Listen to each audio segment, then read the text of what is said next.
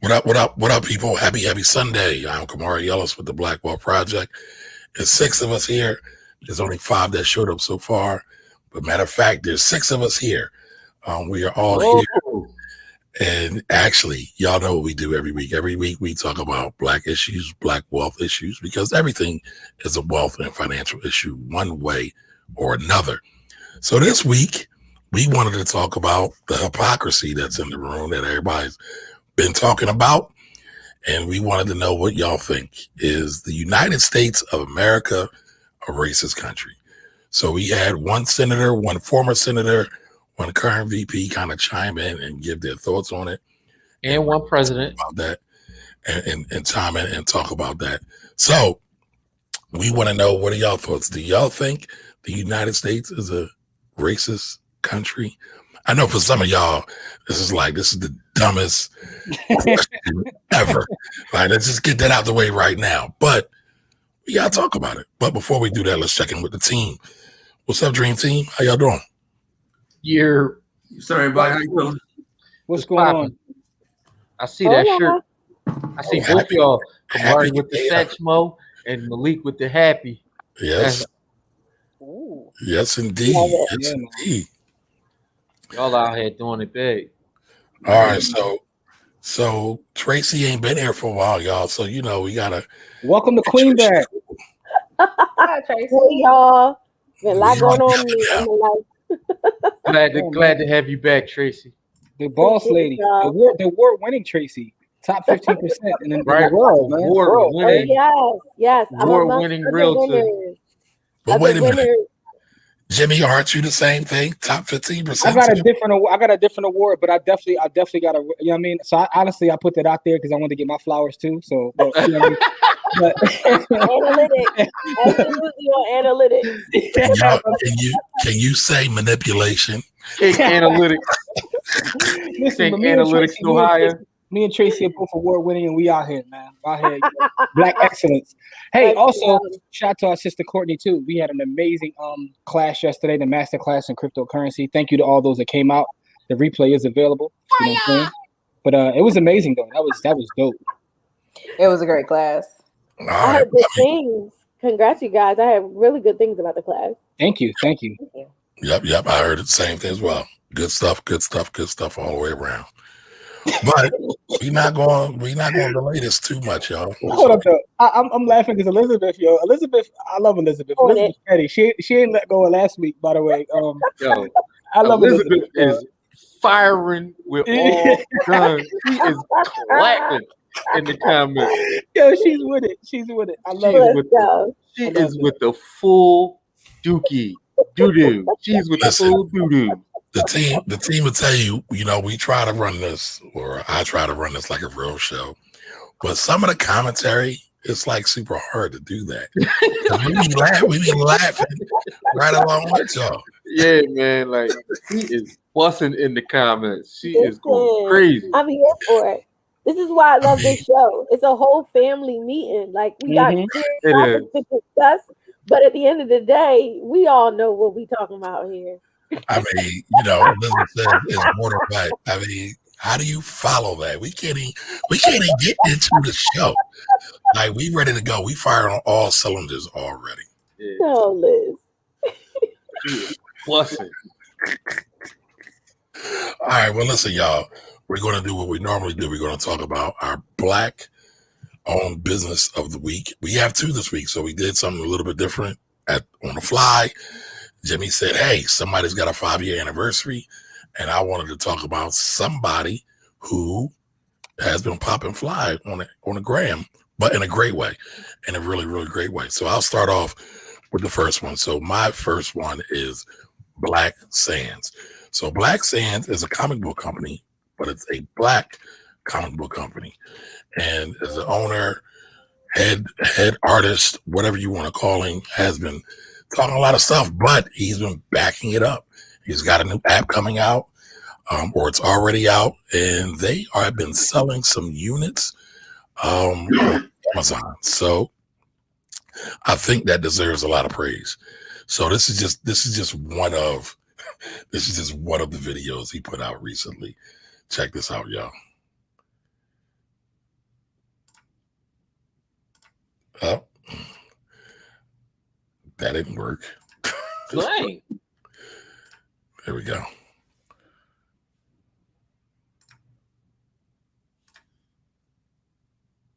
It's not. Oops, it's muted. Hit the volume. Yeah. I ignored my destiny once. I cannot do that again. For you. So he's been doing this whole Thanos thing because he's been talking about how he's not going to take on any more major pub deals. And so that's what it's all about, right? Black wealth is about Black independence, Black freedom. And he's making comic book characters that we haven't seen. I mean, one of the comic book characters that he was talking about was one that has vitiligo. Now, we've seen Uncle Ruckus make jokes about reverse vitiligo, but we haven't really seen any real characters with vitiligo in comic books, and he has one. Ironically, people really appreciate it from our community. So I thought it was really, really cool to talk about him. Now, the second one, Jimmy, you want to talk about this one? No, I was just, as you brought that up, and shout out to that brother as well, because we actually met with him. Our investment met with him when he was raising capital. But no, it was Amalgam. So Monica had mentioned to me, I was talking about Black Sands coming up. She said, Amalgam just had their 5-year anniversary, and I think it's important to highlight that because that's a Black-owned comic spot here in Philadelphia, and the 5-year anniversary is major.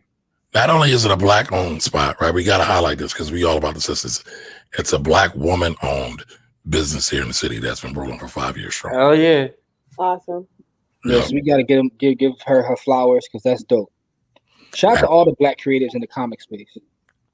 Yes, right. yes. So, all right. So, everybody knows what we're talking about today. Are y'all ready? Y'all ready? I was born ready. Let's go get them. I was born ready for this. All right.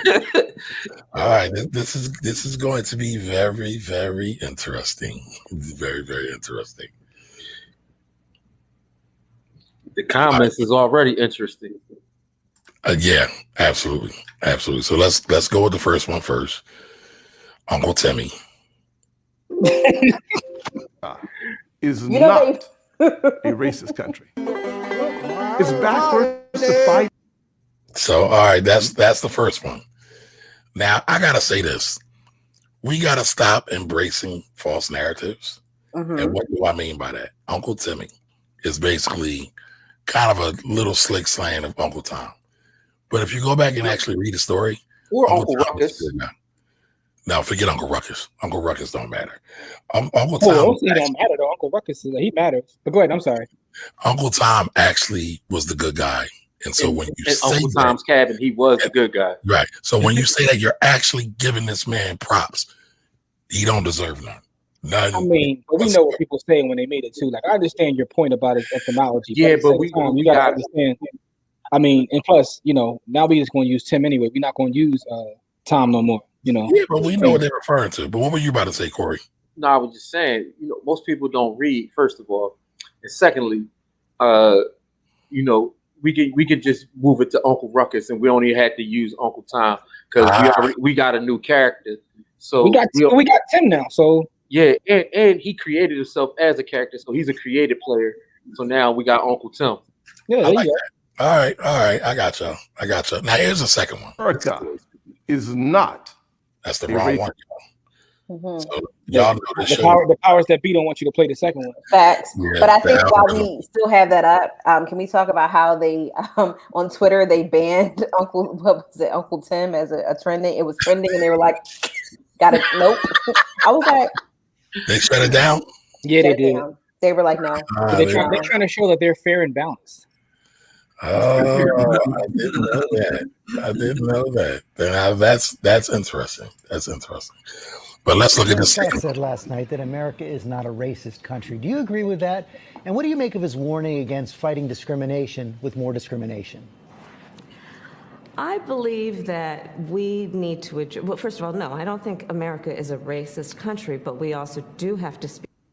Yes, you do. I mean, I think that's all we need from that one, right? I don't really think. I never heard her whole quote. Let her finish the quote. Let it rock. I think you have to be fair and balanced. Let it rock. Okay. I mean, at the first stop, though, I don't think anything else matters. But nothing else. I mean, you were everyone shucking. Scott said last night that America is not a racist country. Do you agree with that? And what do you make of his warning against fighting discrimination with more discrimination? I believe that we need to address, well, first of all, no, I don't think America is a racist country, but we also do have to speak truth about the history of racism in our country and its existence today. Heartbreak ladies on floor, but make my band afraid we're dead tonight. I'm sorry. So, yo, that was amazing. But that was amazing. That's not at all what I meant by putting the whole thing, but I didn't know that was convenient. You did ask to see the rest, so I mean, I was trying to leave out the other annex. I'm gonna be totally honest, y'all. I'll take this L. I didn't have a chance to actually go find a clip, but I found those, and those were adequate for the show. However, amazing. Listen, you can't say that they didn't. Fair and balance. They gave Uncle Ruckus and they gave Auntie Ruckus the same kind of treatment. So, well, but I think hold on. Let Courtney push back. Wait a minute. So for this right here, we're just doing our reaction to the video clip. So give me your 30-second reaction to the clip. That was my reaction. I think she said, no, it's not a racist country, but we have to acknowledge its racist history. Unfortunately, I feel like those two things aren't on par. And so I'm just kind of like, I think she was trying to, not put people off by saying, no, it's not a racist country, but it's like acknowledging the racist history, the genesis of America really tells you that it is a racist country. I mean, I get what she was trying to do. I just think she could have probably just not answered the question and gone through the roots. She couldn't have not answered that question. She could have just said, listen, master politicians, I see them just talk around things and then all right, so hold on, y'all. Let's stay to the program. Okay. What's your overall reaction to it? Corey, what you got? The girl full of shit. Like let's just keep it a bean. Like I ain't gonna take it much further than that. But she full of shit, and I'm just gonna say that, and I'm gonna leave it there so we can move on to the next. All right, Jenny. Next person. I mean, I just think it's nasty. My first response is, that's nasty. I understand. It's still nasty though, but I understand. And I'm not trying to steal your talking points, Tracy, but we got to tear this whole system down. And I'll leave it at that. All right, Malik, what you got on this? So I got nothing on Kamala. I really didn't. I mean, she was about to say something. I really don't know. But Tim Scott, we already understand where he is. So we could talk about it, but I'll be here all day long talking about this. But I will say this, man. Kamara, I did share that the Instagram page with you that really encompasses my thought as a whole from Dr. Right, that's your reaction. The good doctor. From Dr. Tamika Royal. Huh? Oh, gotcha. Yes. The good doctor. Oh, that's our sister. 255. All right, Tracy, what you got?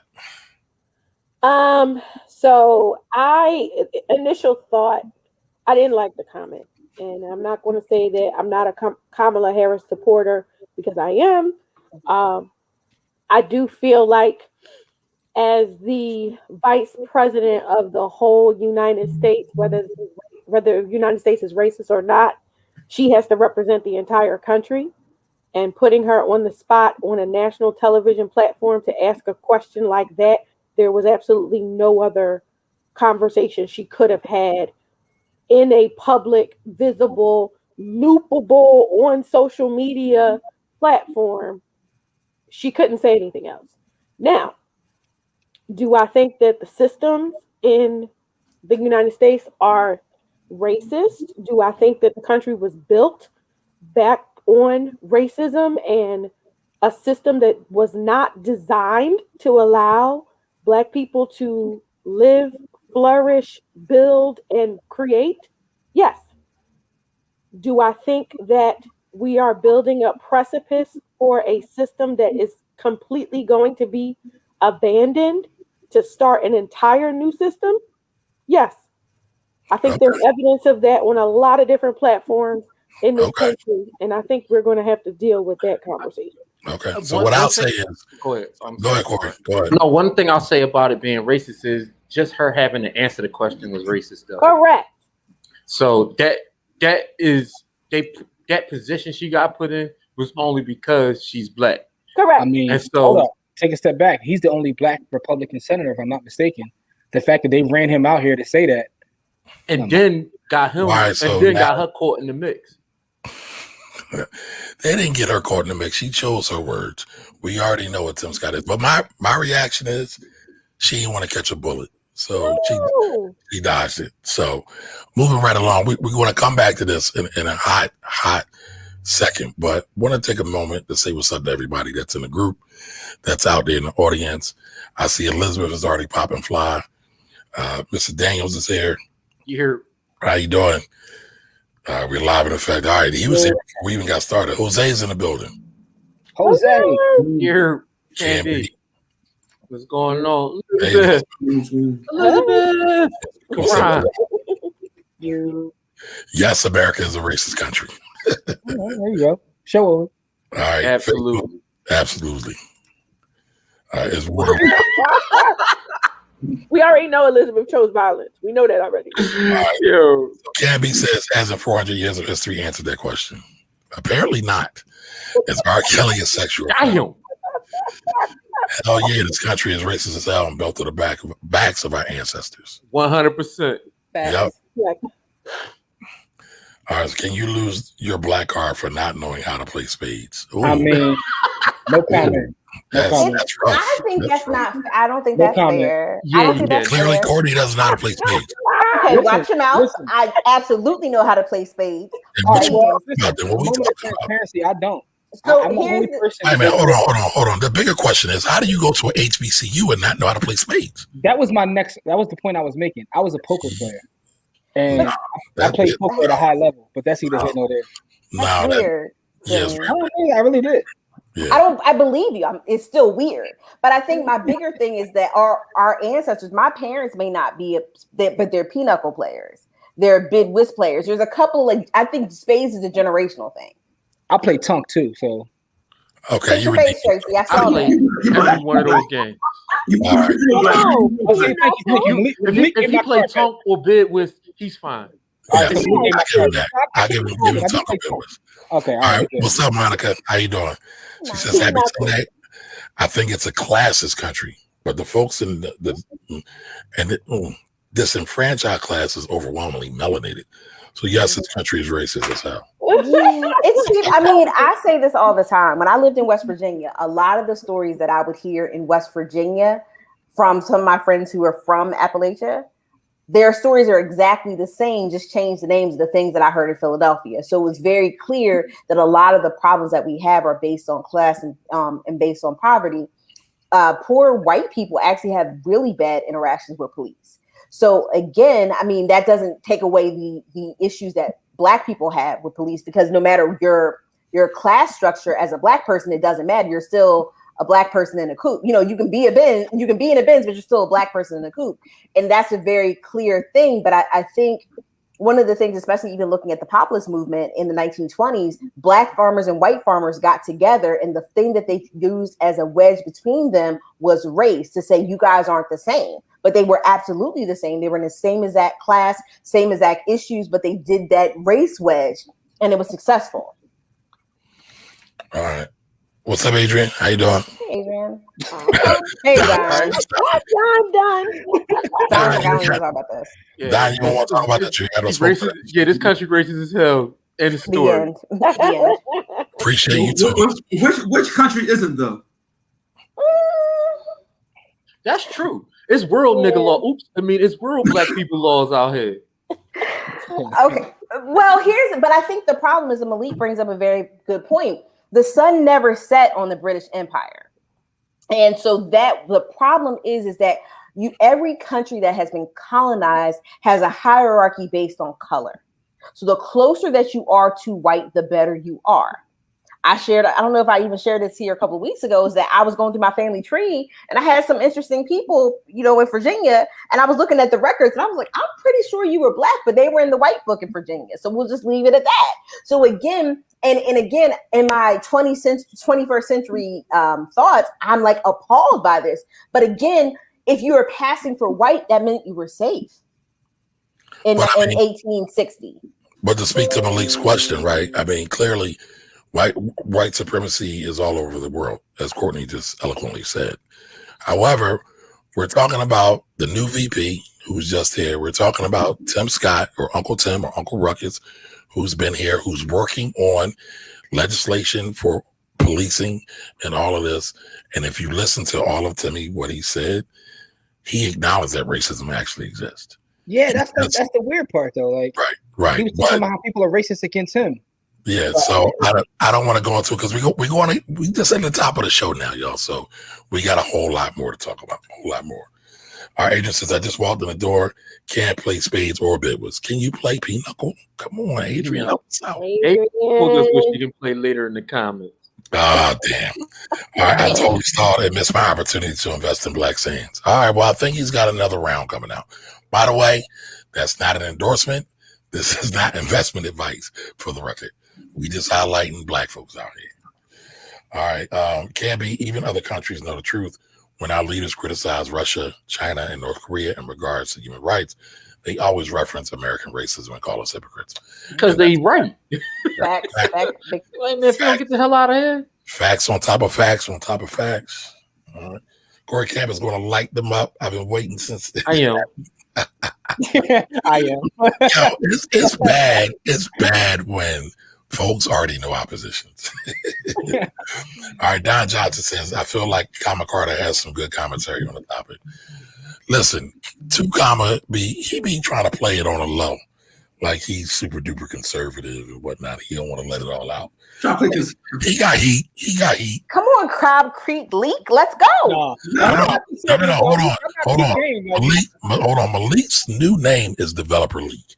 I mean, like developing whole tracks. Put respect on that man's name. No, but Malik's slick too. He be politicking too. I peeped how he said, let's talk about his comment. I didn't see her whole thing, but I'm not going to speak on it. I peeped that. I caught that. That was political. Listen, I got to see the whole in the context, man. I know. You need to gather more information. You need to get all the facts first, right? All right, LeBron. We got to gather all the facts. You got to gather all the facts first. All right, LeBron.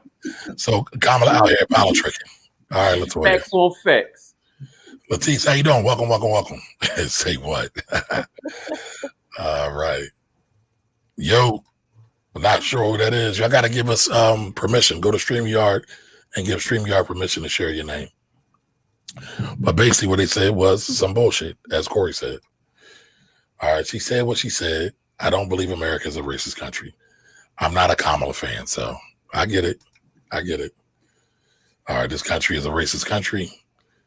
She could say, yup, it is. She could have. You would think so. It's so racist that we have tons of laws in the books trying to legislate. Thank you. Legislate the racism of this country. But we have laws on the other side too that we haven't really quite gotten to yet. Yeah, pretty much. You can't separate the two. It's the core of this country, and it's disgusting that she's embarrassing all the folks that supported her. I also want to acknowledge the Black men were right on this one. I don't agree with that. No. Hey, I'm glad y'all don't agree, but thank you. I don't agree with that. Because she clarified her point. I just don't think she should have answered the question. If you felt that she's full of manure. I don't think she clarified her point. She said what she said, and there was a comma. Not a comma. There was a period there, and then she went on to her next thought. So she said that the country wasn't racist. There's so many things she could have said that she didn't say. And I understand her perspective, but she could have just not answered it at all. She didn't want to get shot. Come on, man. I agree with Courtney. She shouldn't have answered the question. Republicans don't answer questions all the time. Now that's the point, though. But she did. But that's the point. So Yeah. either don't answer it or you know what I'm saying. But she Yeah, did. you got answer to it. do better than what she did. So you got to That share. was terrible. If it's not a racist country, then why to have why can't I say this word tonight? Legislate humane treatment for all citizens. I agree. So I'm just gonna say, because it's my policy not to tear down people in public, I'm really not gonna really clap them as hard as I generally would. But if you want private conversations, my inbox is open. Go to his personal page for his thoughts. I will say this though. I mean, honestly, we could kind of nip it in the bud. They just wrote a bill. Nothing about black people. The Asian hate bill. Like there was a bill to tell you, like, yo, you know what's kind of racist? Let's write this new bill last week about how racist this stuff is. I mean, we can start even beyond that. Could we start about the fact that we're on stolen land? Can we start with that? Facts. All right. Never really be justice for stolen land. What's up, Demetria? How you been? Agreed, Tracy. She stuck to the script. The president gave her the same answer. The president is a weirdo. He an old weirdo though, so we ain't really thinking about him. All right, and I'm not surprised. And I mean, can we talk about the agenda that if something happened to Joe and he stepped down, who got to take over the fort? Can we talk about that? If or when? That's my point. She got to sit in a space where she got to duck all sides and make sure everybody is at least 1/3% happy. Yeah, I mean, listen, the next term, Joe might not even make it to the next term. That's my point. That's my entire point. And my conversation is campaigning is completely different than actually holding office and actually having to be accountable to all of the races that you are head of in the free world. Well, here's my question. Hold on. Everybody say hello to Willard. What's up, brother? All right, folks, we had to play the political game. Kamala has to be that spook at the door. Right. We got to put ourselves in position Shout to Sam Greenlee. Here's my thing, though. At what point do we hold her accountable for that, right? Because everybody see the same thing about Obama. Just wait till his second term. He's the spook who sat by the door. He's going to do this, that, and the third.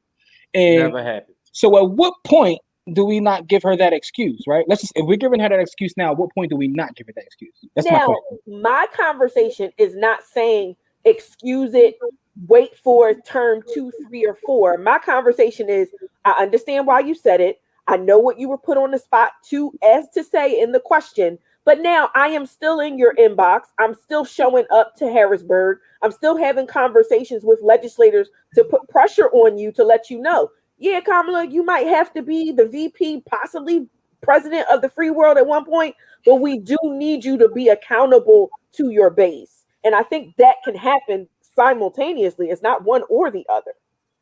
Okay, that's all I want to know is like, when do we hold her accountable? Because again, she could have just not answered. But go ahead, Kumar. Let's keep going. Oh, thanks. Thank you. Appreciate you so much. All right, so the current system is being recreated to keep our community in last place. It's not being recreated. It's already there. It's not. Yeah, we're at the bottom of the cast, brother. Yeah, but I think there's some things recreated outside of the system that we can do. I mean, not to plug cryptocurrency or even the blockchain space, but those are things that we can actually do to get out of the system. I think we are expecting entirely too much for a system that was built on our demise, more or less. Yes. So, I mean, we're just expecting too much. Like, I don't expect anything from the system. I don't. At all. You know, I mean, I don't, honest to goodness, I mean, we can look at all the long list of people that the system has killed in the last year. So I can't even expect the system to keep me alive, let alone provide anything for my house or my family. So I think we're expecting entirely too much from the system. But I think it's time for us to work outside the system. I agree with that. And like she mentioned, blockchain, and we talked about that in the class, which is available now on replay, by the way. So I'm sorry, go ahead, Kumar. Thanks. Tim traded the ancestors for a bag. Kamala disappointed a great many. She needed to be accountable for her base. Jimmy, I don't know how to play spades either. Oh, man. I went to see, at least she got an excuse. She went to a PWI. but I make the best snacks. Well, I need you to explain the snacks because if you're going to say that you make the best snacks, I need you to list your snacks. Listen, because now this whole thing is questionable. In certain circles, right? When you don't know how to play the game or you ain't involved in it and you don't want to be involved in it, you help by setting up and providing a space and with the snacks and the chairs and and you make it comfortable for those who do get involved. Right. I'm not arguing that point. I agree. No, but now, I definitely know what kind of snacks there are. Like I have to one of those specific. It's green bean casserole and buffalo chicken dip. No. And if that's the problem, that's what I'm thinking, and I'm concerned. So everybody, no, we're not putting that on Latoya. We're not putting no damn green bean casserole. No, we're not doing that. Say good evening to Angela, y'all. Hi, Angela. Hey, what's going on, Angela? How you doing? Y'all notice how she says everyone this time, right? Angela, listen, happy Sunday, Angela. Listen, by the way, we have our Black Wealth Project event when everything opens up, Latoya. What kind of snacks are you bringing? I just want to know what you're bringing, but I already know it's not a green bean casserole. I just want to know and don't let them talk about you like that, Latoya. I'm not for that. I just want to know what you got. I'm gonna defend your honor. Absolutely. All right, so I only know how to play Uno, and I'm a proud Black woman. All right, Adrian, we ain't challenging your blackness. We just having a little fun. That's all. My man JT, what's going on? Listen, JT, got to give you your props again for slaying another. I'm trying to think of a proper term here. I'll just say another slime ball who's out here on these streets trying to act like they giving knowledge and free game, but they just lying to the people. They want to be brawling. Who was that? I'm not going to say the name. Yeah, we don't do that here. You put it up. Go watch JT's channel and you'll see it. No, JT gets busy. I actually went and watched his channel, and he be cutting that folks, man. Yeah. First of all, Jimmy, I need to know where you find all this daggone time. I need to get wherever you have the time. I need to pull off a Jimmy time. Jim got the machine. No, listen, I don't get enough sleep. That's one. But two, I live on YouTube though. Because I'm on YouTube putting our content up. Watching Bluff Ball. I live on YouTube, so there's a lot of things I don't see or hear. But you know what I mean. Like my favorite folks are YouTube. YouTube people, like, you know what I mean? All right, so listen, real quick, I want to segue into the next question, right? So everybody says that the United States is a racist country, but how do you define that? How do you define a racist country? I'll start us off. Okay. We can start by the fact that we're on stolen land. We could talk a little bit about slavery, segregation, mass incarceration, the war on drugs, redlining, the graduation gap, the wealth gap, home ownership rates. I mean, we can go a long way. And some people will say, well, that's historical, and we've made progress. But within this argument, I see that's a lot of the commentary that people who claim this country isn't racist. That's what they say. Look at the progress we made. But we can both have made progress and still be racist, right? We have to be honest. And if we're not able to be honest, then you have to throw the whole system away. I know the excuse that a lot of people are giving are, you really can't say what it is. Like, that's a problem to me. And I understand it. So to Tracy's point, I get it. I totally get it. But it's a problem if we're not even allowed to be honest with each other. I think that's the most racist part of it. That right there is the problem, right? So I get it. I totally understand that you're playing politics and politics have to be played. I get the spooky. I get all those things. But the fact that we're not able to be honest, to me, is problematic. Okay. All right. Malik, what do you think? I'll say this: 2/3 of us went to colleges that were only for Black people, that were started just one generation ago. Like, yes, because we could not. Mitch McConnell was at University of Kentucky when the very first Black person was allowed to go to that university. Damn. I'm saying, it's like, look at that timeline. He was a student when the first Black person was admitted to Kentucky. So how I say is that yes, it is racist. He has plenty of benefits from the racism that this country is. But I also agree with Monica saying that this country hates poor people as much as it hates Black people. Man, That's not what she said, but okay. No, but I think it's debatable whether they hate poor people. I don't know whether the country hates more poor people, Black people, or women. So imagine being poor, Black, and a woman. Women. Oh God. All right, so hold on. We want to get everybody in on this, right? So Tracy, what do you think? Yes, I think America is racist.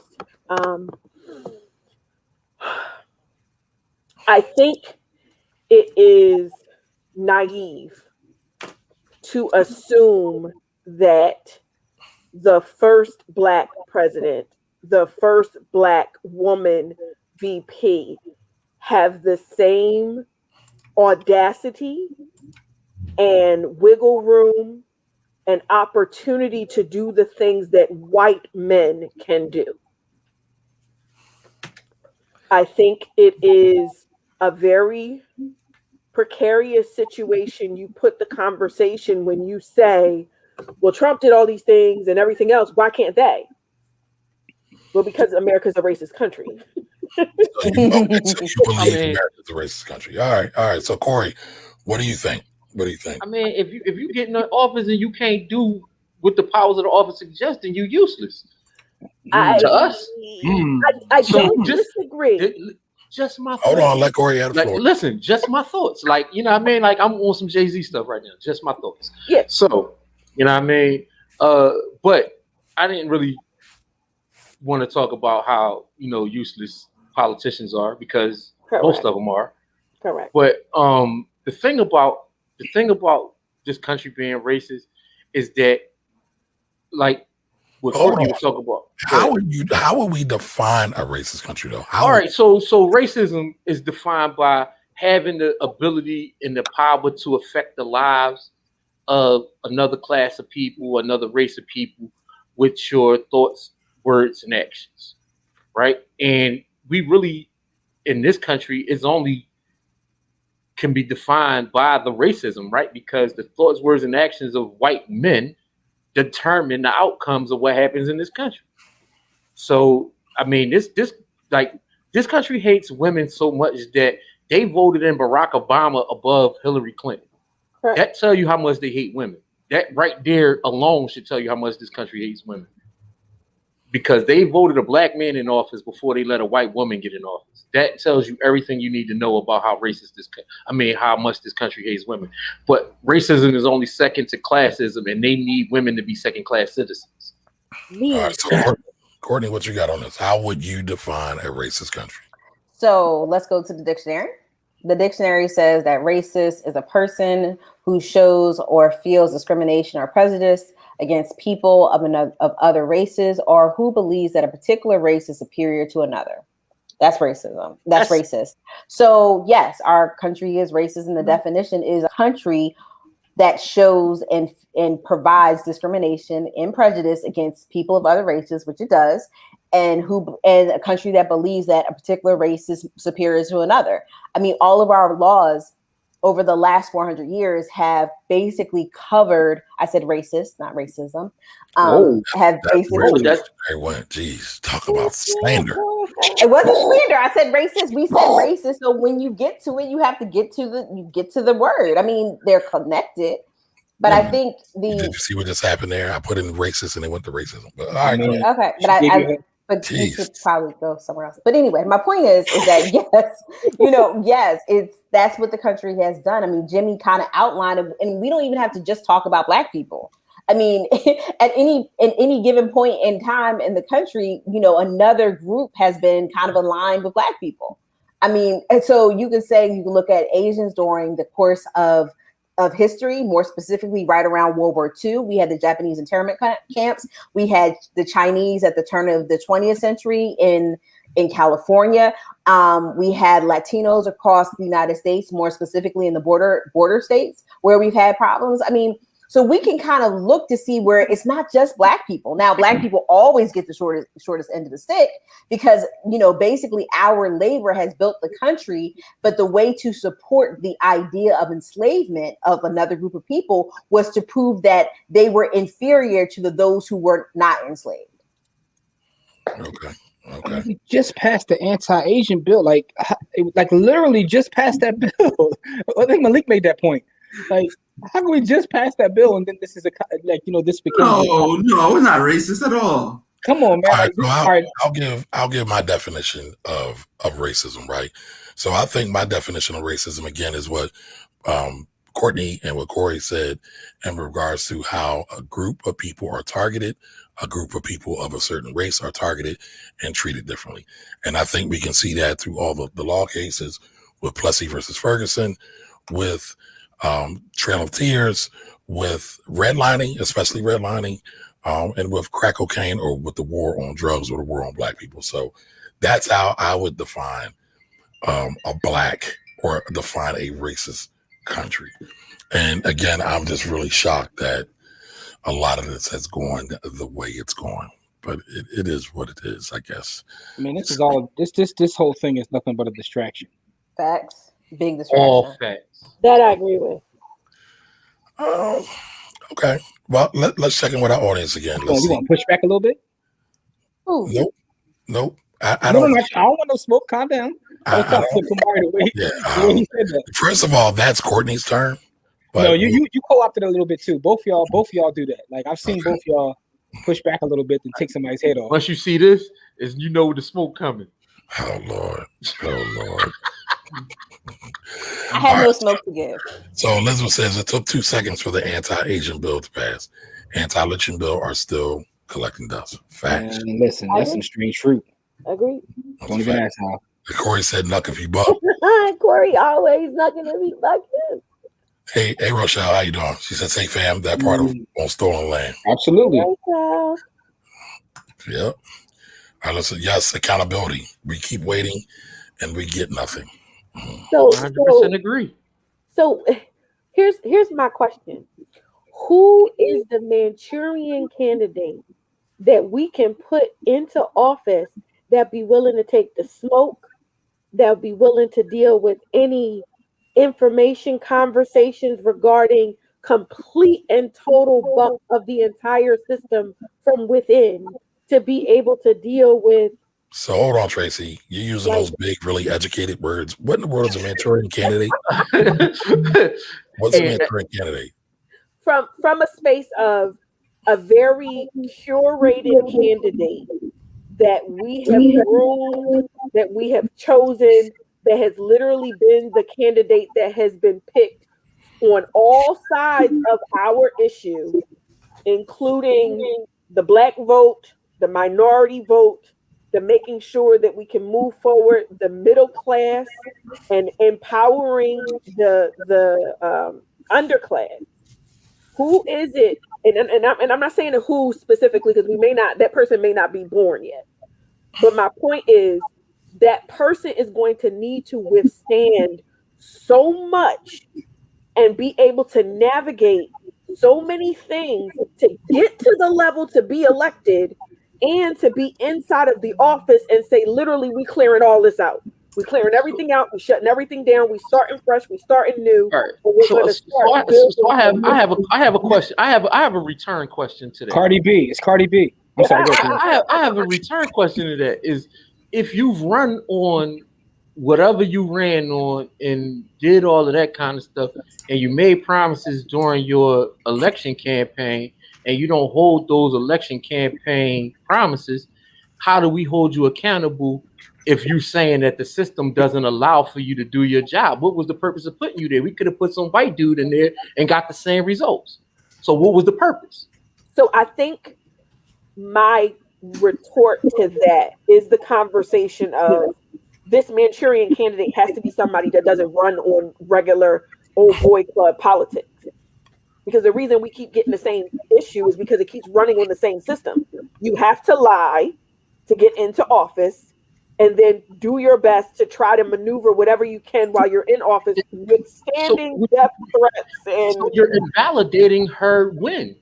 So this is invalidating. So hold on. Let me finish this thought real quick because I'm gonna lose it.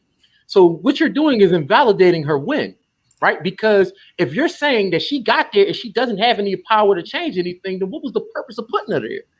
You're invalidating what she's there for. So I hold on, y'all. I got something for that. So first of all, she wasn't elected; she was chosen. That's number one. Number two, to Tracy's point, right? In order for us to have a Manchurian candidate, doesn't the black community actually need an agenda, and actually needs a real coordinated, unified base to put people in, to put our folks in? Yes, we do. We need to decide. I'm not going to disagree with that point. But I'm talking about what we have right now. Hold on. And so in order to do that, doesn't the community need to do a lot of work first before we can even expect any of that? Yes, That's not true, because the people who actually voted did the work. The people who helped him get in office did that work. So now you're invalidating the work of Stacey Abrams and all those people who did that work to put them in that position. I'm not. Hold on. Hear me out. I'm not.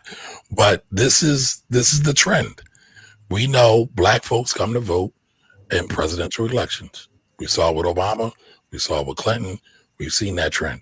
And off-year elections, and I'm not to say that the presidential election doesn't matter, but when these judges get in, these DAs get in, we've been having this conversation about these janky-ass or supposedly janky-ass DAs.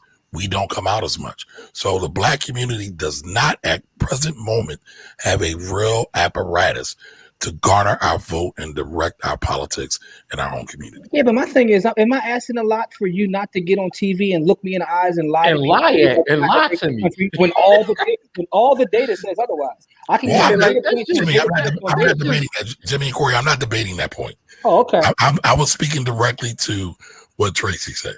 So my thing is, we're not even asking for it. We're asking you just to be honest with us. Like, you could have just not answered that question, talked around and just left it. You should have just left it alone. But don't look me in the face and tell me that when all the data says otherwise. That's all I'm saying. Nobody else was even asked that question. But to Tracy, Tracy's question is the person that does not need corporate sponsorship to win elections.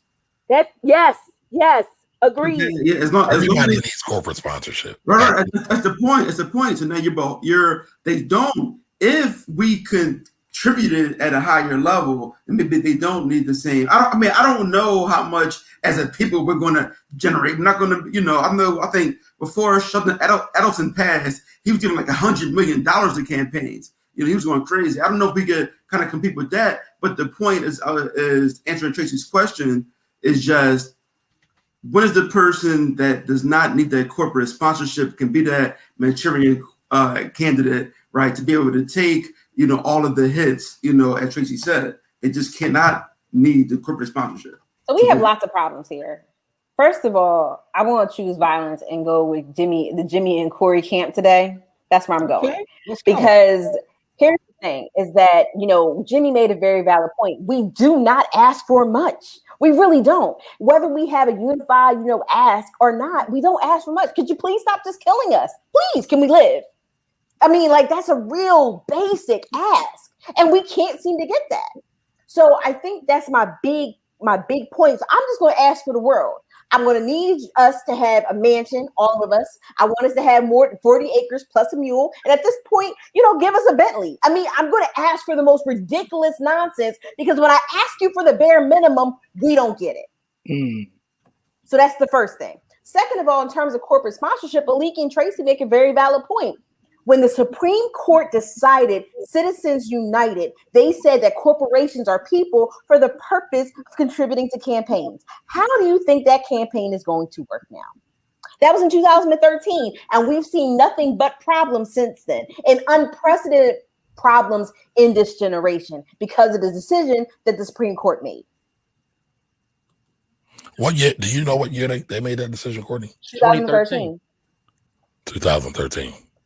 Okay, so I'll pull this up real quick. This is I want to talk about this real quick to this point of election and campaign spending, just real quick, because I think it's a valid point.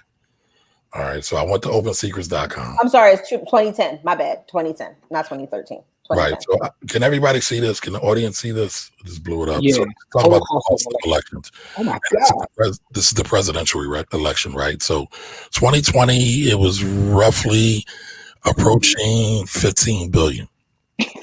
Damn. Crazy, right?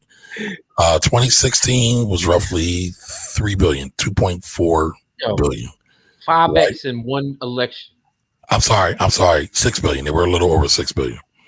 Right? 12 was a little over 6 billion. But just look at the big jump. Right. And even again, I think Courtney makes a great point with Citizens United, that whole vote. That was 10. So that was the first election it would have been valid for, would have been 12. Right.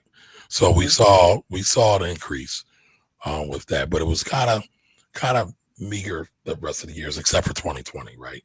and we saw where everything was definitely in it was a battle. It was Biden and ran the bag up. right. Listen, Bernie Sanders made $1 billion with the average donation being $27. I don't want to hear nothing about how people ain't got no damn money. And this is before STEMI. Yep. Hey, Kamara, can you share that post by No, not yet, Malik. We got to follow the. There's a whole run of show, y'all. One more question, I got you. One more question, I got you. All right, so here's the last question before we get to just open topics. What would the United States have to do to qualify as a non-racist country? Not exist.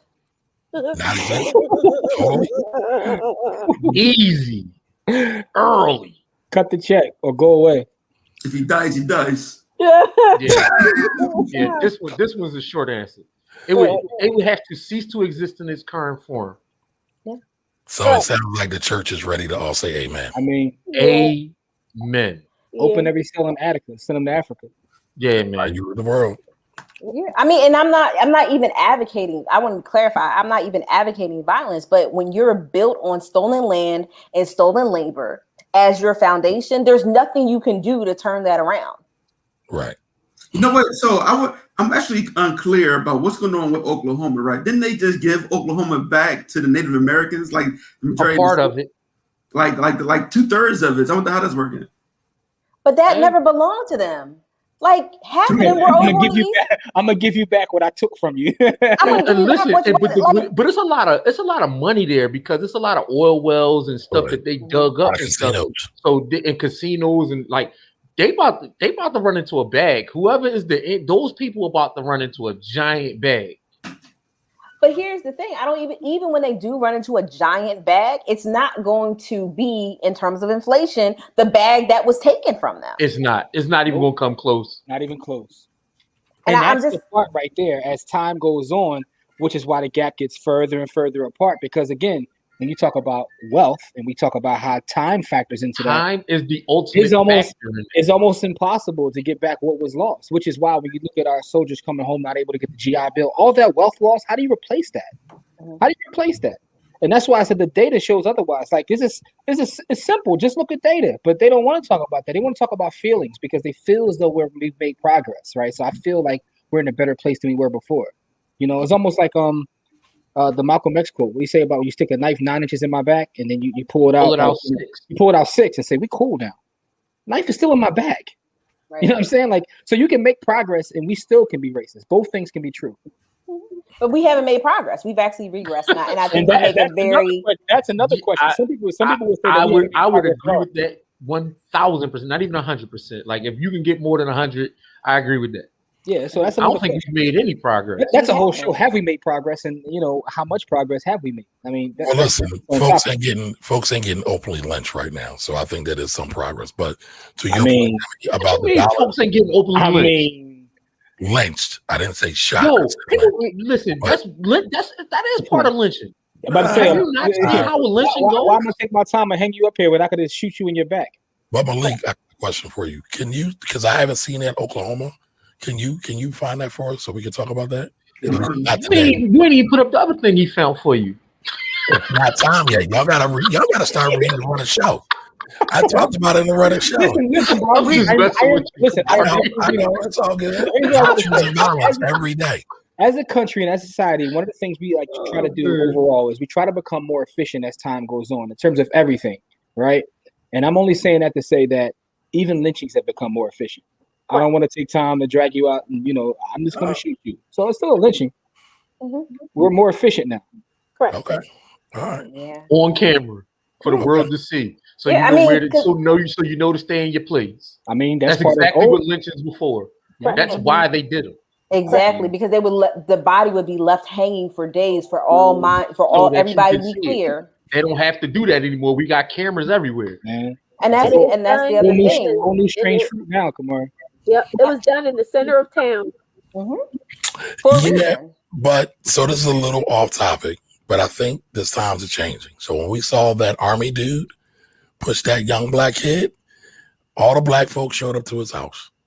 So I think we are. I mean, let's not act What like happened our to war, ancestors though? ain't pull up too. Our ancestors pulled up. Like everybody. Oh, they did. They absolutely did. Yeah, That part. and we got it, and that's another narrative we got to get out of here. Like our ancestors was some sucker shit.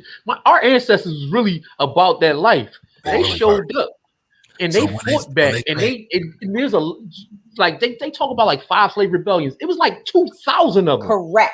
It was like 2,000 slave rebellions, but we only talk about Nat Turner in the one slave rebellion because that's all we're allowed to talk about. It was like 2,000 slave rebellions. That's really about talking about Nat Turner is really about pushing Christianity, but that's either here nor there. Yeah, man. Exactly. But I think we have to be very careful about who we allow, and I say this all the time, who we allow to tell our story. Fact. Because at the end of the day, who is telling your story, who the narrator is, crafts the story. So to your point, the reason why they don't go through the 2,000 plus slave rebellions is because they want to paint us as a docile people. See, your ancestors were docile and they got, Brown versus the Board of Education and they did all these things. I think that is the thing that really frustrates me, especially when we allow, people, our children be taught in a system that actually does not highlight who they are and their ancestors' contributions to the lay of this land.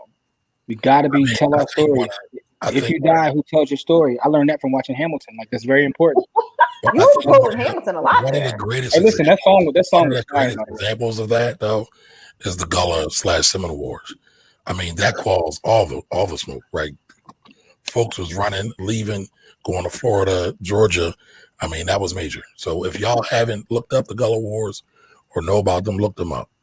And look up that song on the Hamilton soundtrack too. If you die, who What's tells your story? That's the best song on there. But that's I want to give a shout out to Nanny of the Maroons. Facts. Right. Facts. And listen, I had the pleasure, man, of actually going up to visit Moortown in Jamaica and visit Nanny's grave. I mean, it's a great if anybody is ever in Port Antonio, take the brother Moortown. It's a good trip. It's a good situation. You should do it. Nice. Love it. That's actually a story we should get into even more. I know we can't do it today, but that's a great story. Because, going back to Corey's original point, when I see folks say, I'm not my ancestors, I'll swing on you or something, it drives me crazy because that tells me you ain't took the time to read about your folks. We already established that people don't read in the beginning when we talk about Uncle Tom. And we already established that people don't read. Especially if they don't read, or they read and they don't read for information well. I mean, they read headlines these days. I've seen people argue me with a headline, and I'm like, that's not even what the article says. Right. And then you find out they didn't read the article; they just looked at the headline. It's the reason why there's science behind Twitter being 140 characters when it first started. Well, 180 now, but yeah, right. I understand. Yeah, that's because people don't read. That was the literal science behind it. Science, people don't read. I mean, it's the reason why Instagram took off. It's like pictures. We love pictures, and IG took off and went crazy. Like I don't have to read. They show me a picture. If you put too many words on your gram, then the algorithm won't pick it up. Like too many words, pictures. Too many pictures, too many words. Yep. All right. So Malik, I know you've been wanting to talk about this all night. So here we go.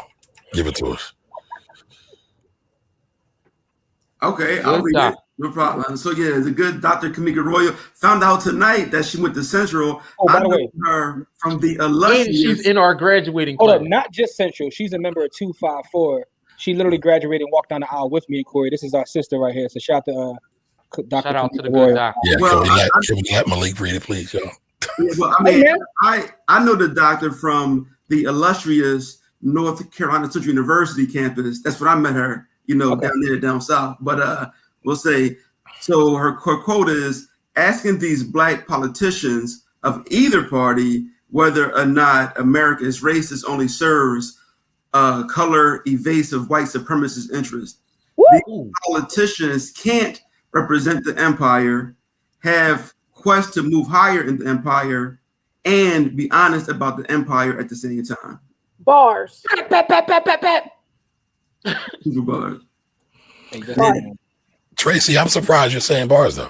Because I there is such a dichotomy here that you can't be fully upset and not understand at the same time. Like, I know her position. I know what's going on. I am not ignorant to that fact.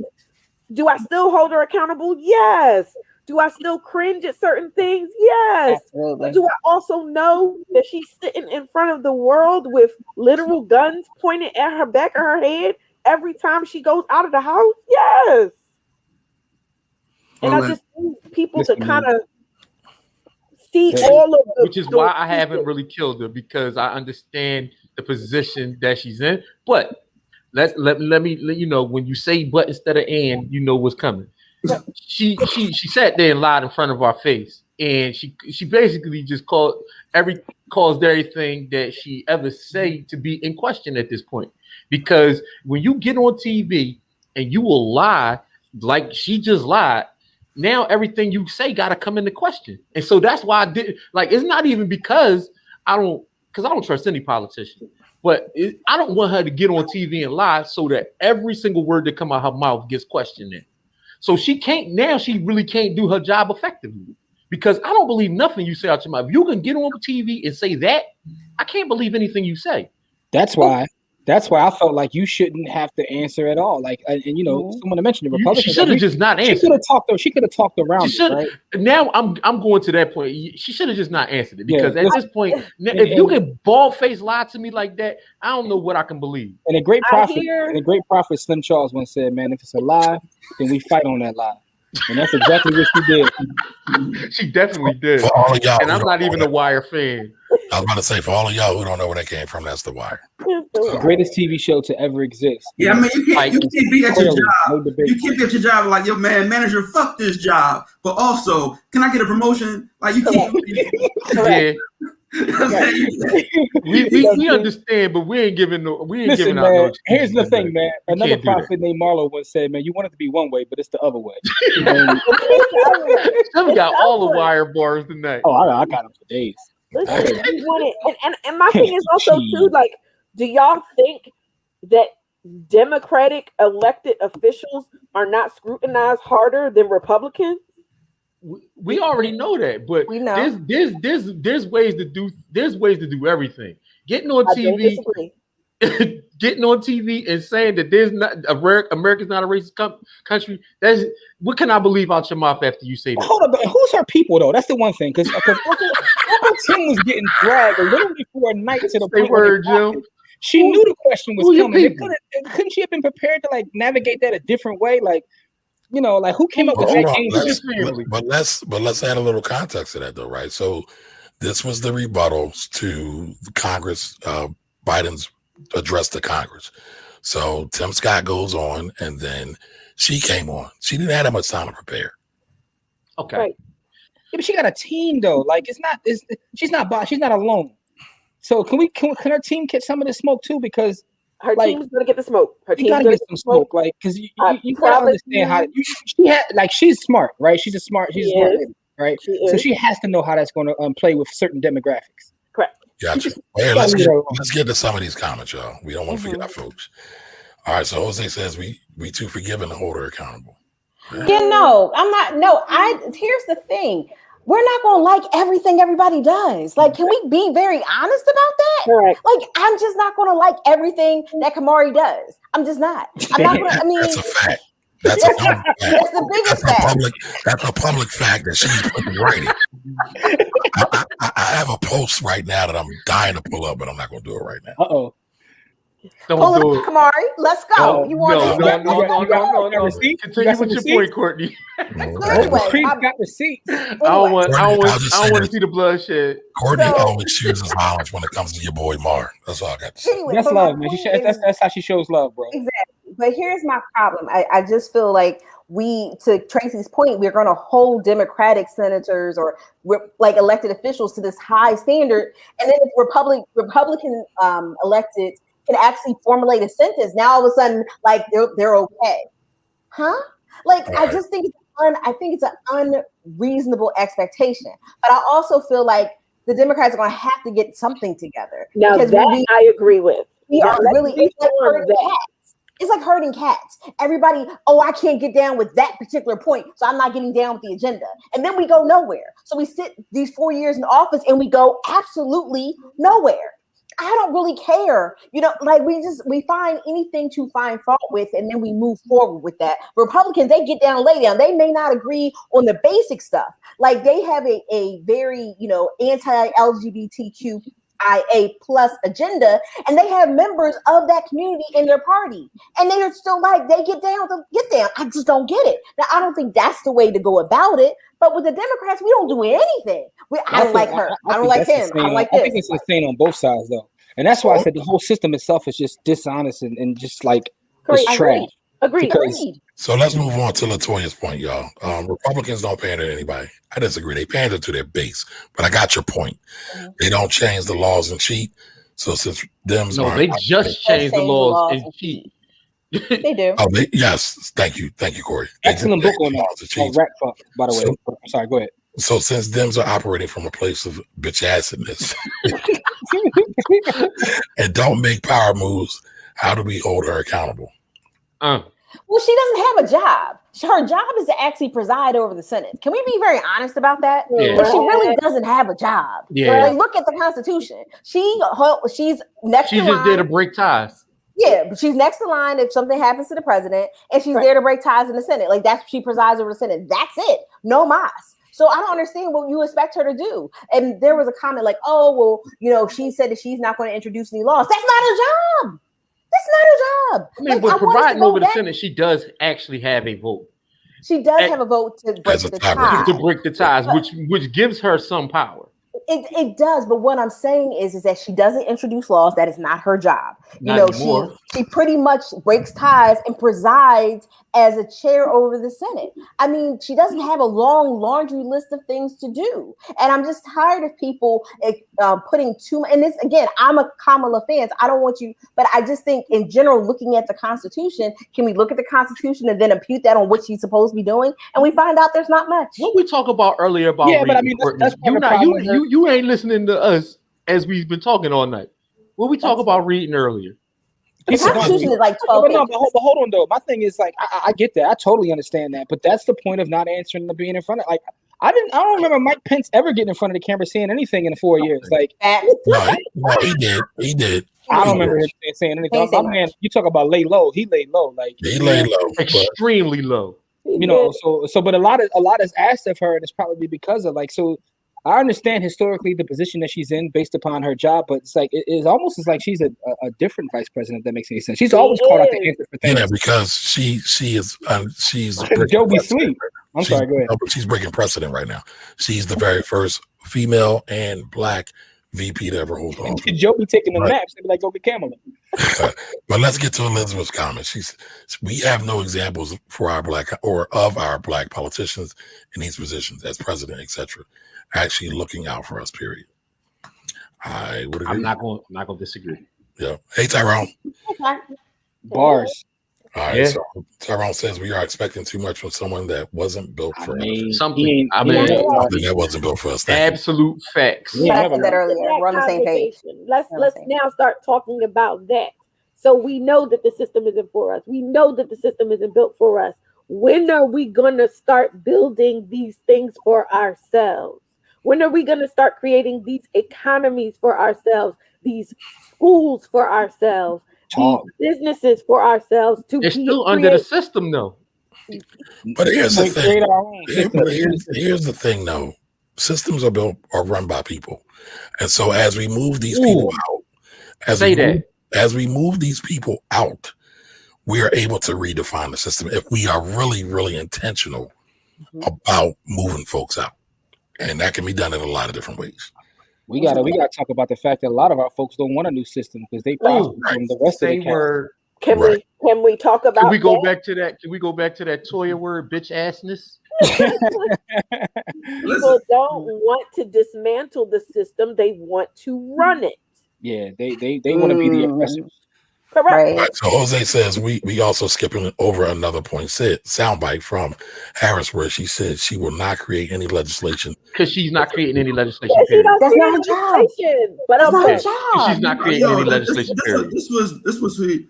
when she was running for president. Yeah. And I get his quote, and I think that most people, once again, it was a soundbite and it was taken out of context, right? And so what she was saying is she will not write any laws basically that will help specifically Black people, because when you're writing laws for Black people, it really helps the entire country. You know what I'm saying? So it's like anything she does for Black people in a way. Nah, That's that's here's lame. the thing, That's you lame as can't hell. do it. The interpretation of the Constitution does not allow you to do that. Anytime you do something based on race, it's based on strict scrutiny. So therefore, it's going to be construed in the most strict and narrow way. So yeah, she's an attorney. She knows this. So if she does do it, especially with the way the Supreme Court set up, if she would have done it, they'd be like, okay, that's fine. They're going to strike it down. Then what? Yeah, but guess what? Hold on, Jimmy. Courtney, can you break that down again? Because I don't think a lot of people understand that point.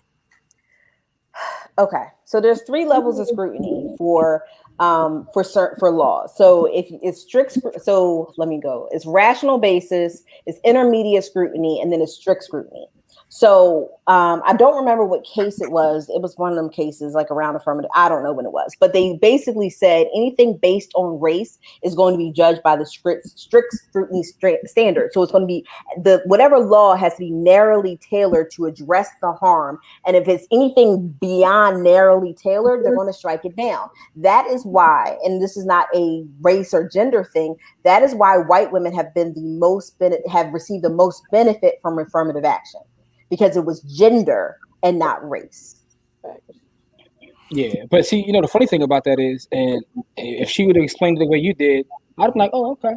So it's also how you explain things. She just said, I'm not writing it. Like, but if she would explain it that way, like legally speaking, you said she's an attorney, she knows this.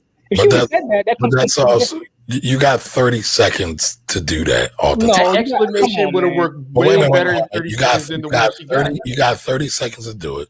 You're on the spot. But no, come on, because they've been saying the same thing about Barack Obama. In 30 seconds. No. But no. But hold on. But they said the same thing about Barack Obama, right? And then we get Dr. Umar on the Breakfast Club saying the same exact thing. So we keep passing along this false narrative, and we keep going down the wrong road. That's my point about all this. But another thing I want to say is this too, right? So I didn't like how she answered the question. I thought she could have just ignored it. And I do understand why. But I also think it's important to say that just because I disagree with how she handled that doesn't mean that I just hate everything, right? So it's more nuanced than that, right? So things just aren't black and white that way. There's not one person walking the earth or anybody who's been here before who I agree with 100%. I just don't. You know what I'm saying? So, but it's okay. It's okay to have these kind of conversations and hold our people accountable, but still understand that they have to do a job. Yeah, because the thing is, man, I generally don't. I wouldn't say anything about anything, but this was tonight's show topic because like in public, I'm really, really careful about what I say about black people in public because we already got enough disadvantages without my savage ass mouth. So we gonna leave because I'd be to say something that become a soundbite and then I have microphones on my damn face. So I don't really want nothing. And then there's levels to things, and I'm at a level where I can say anything I want. So it doesn't matter, and I don't expect everybody and anybody to be at the same level. She's in a job where she can't say whatever she wants. So it's levels to everything. Right. You know what I mean? So I really get it. Tyrone said something interesting. Let's move outside the system, make our own rules. The blockchain. Man, listen. How do you do that? Like, how do you move outside the system? But I think is staying in the country. Like, I'm like, damn, don't even stay here. And like on one hand, they're like, yeah, come on, Malik, stay, fight the good fight. On the other hand, like, man, fuck this, I'm out. That's kind of like the balance. Yeah, it is. Yep. But I think we have lots of different systems. I think, and shout out to Ivy Leaf, they provided an alternative to the system adjacent. Because it's a federal mandate or a mandate that we have to go to school, but actually education is not a constitutional right. Real funky thing situation. Either way, my point is that they created something for us, by us, to educate us. And I think that is what we consistently need to do. And even still, I tell, especially women, especially Black women, when we actually do not get paid, we get paid, 68 cents on a dollar of white men. I tell people to leave that system and create your economy. When you become an entrepreneur, and this is not for everybody, when you become an entrepreneur, you actually can dictate your costs, or you're cutting out the middleman, and the middleman is actually cutting your money. So if you cut the middleman out and you actually take yourself to market. And I think those are a lot of the things that we can do across the spectrum, not just in education, not just in business or entrepreneurship. But I think if you do that on a consistent basis, like, here's the thing. I mean, you can basically take over. Philadelphia has 67 wards. Take over an entire ward. That's all right. the Black people end up in one ward, and or something. I mean, you can do certain things where you can create your own spaces. Man, listen, but shout I out think to you the said Amish something folks, about. man. Shout out to the Amish. The Amish folks will mind their business. They don't care what you got going on. They stay in their own lane. and if you get foul with them, their own economy. If you get foul with them, they will get at you. And they make the best chicken wings too. But listen, and donuts. Oh my God. No, and the donuts, the juice too. Wait, hold on. And listen, and how the words are so sweet. But listen, but seriously though, but to this point though, of like being outside of the system and working within the system at the same time, I live in West Philly.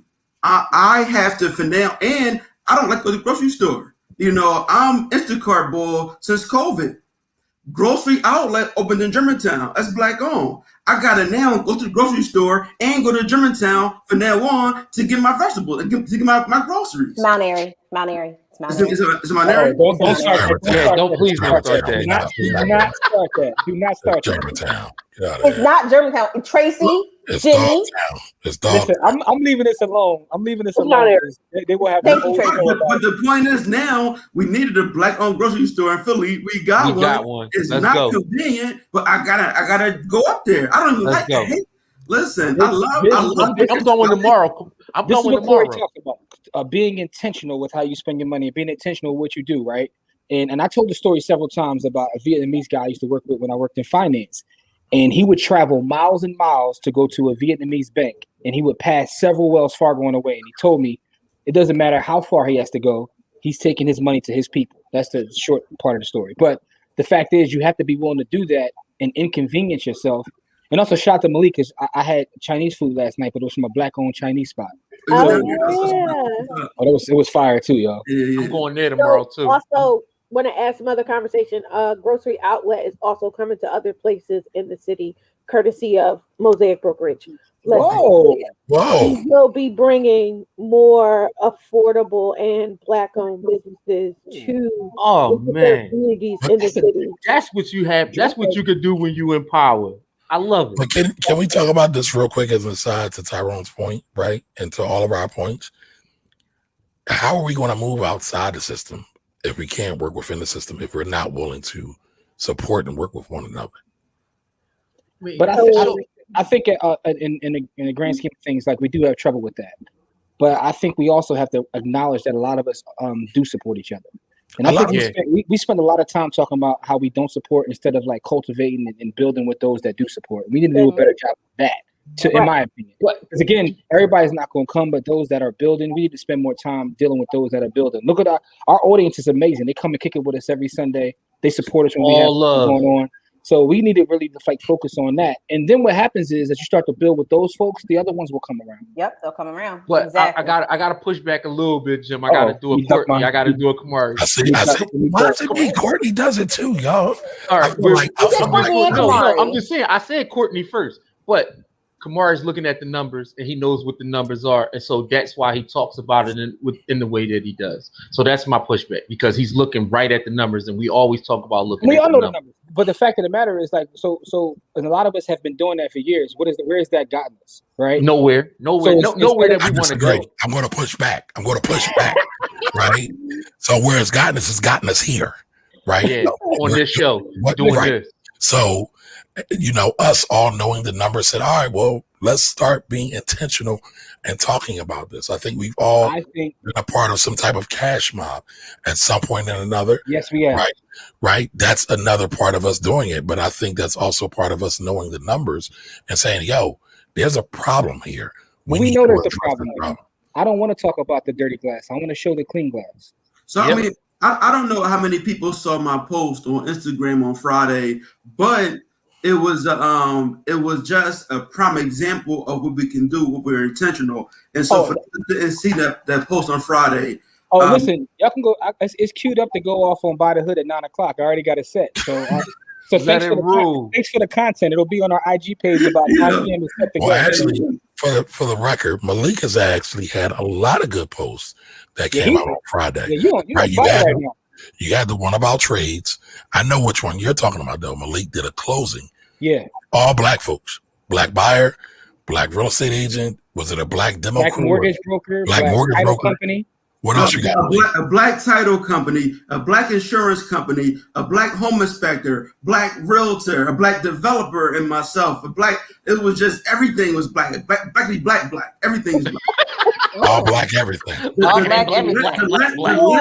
Oh, not even that. Even down to me and a buyer had on sneakers from somewhere in America, from Saya, black-owned sneaker company. We both had sneakers store. Very intentional. Did y'all coordinate that, Malik?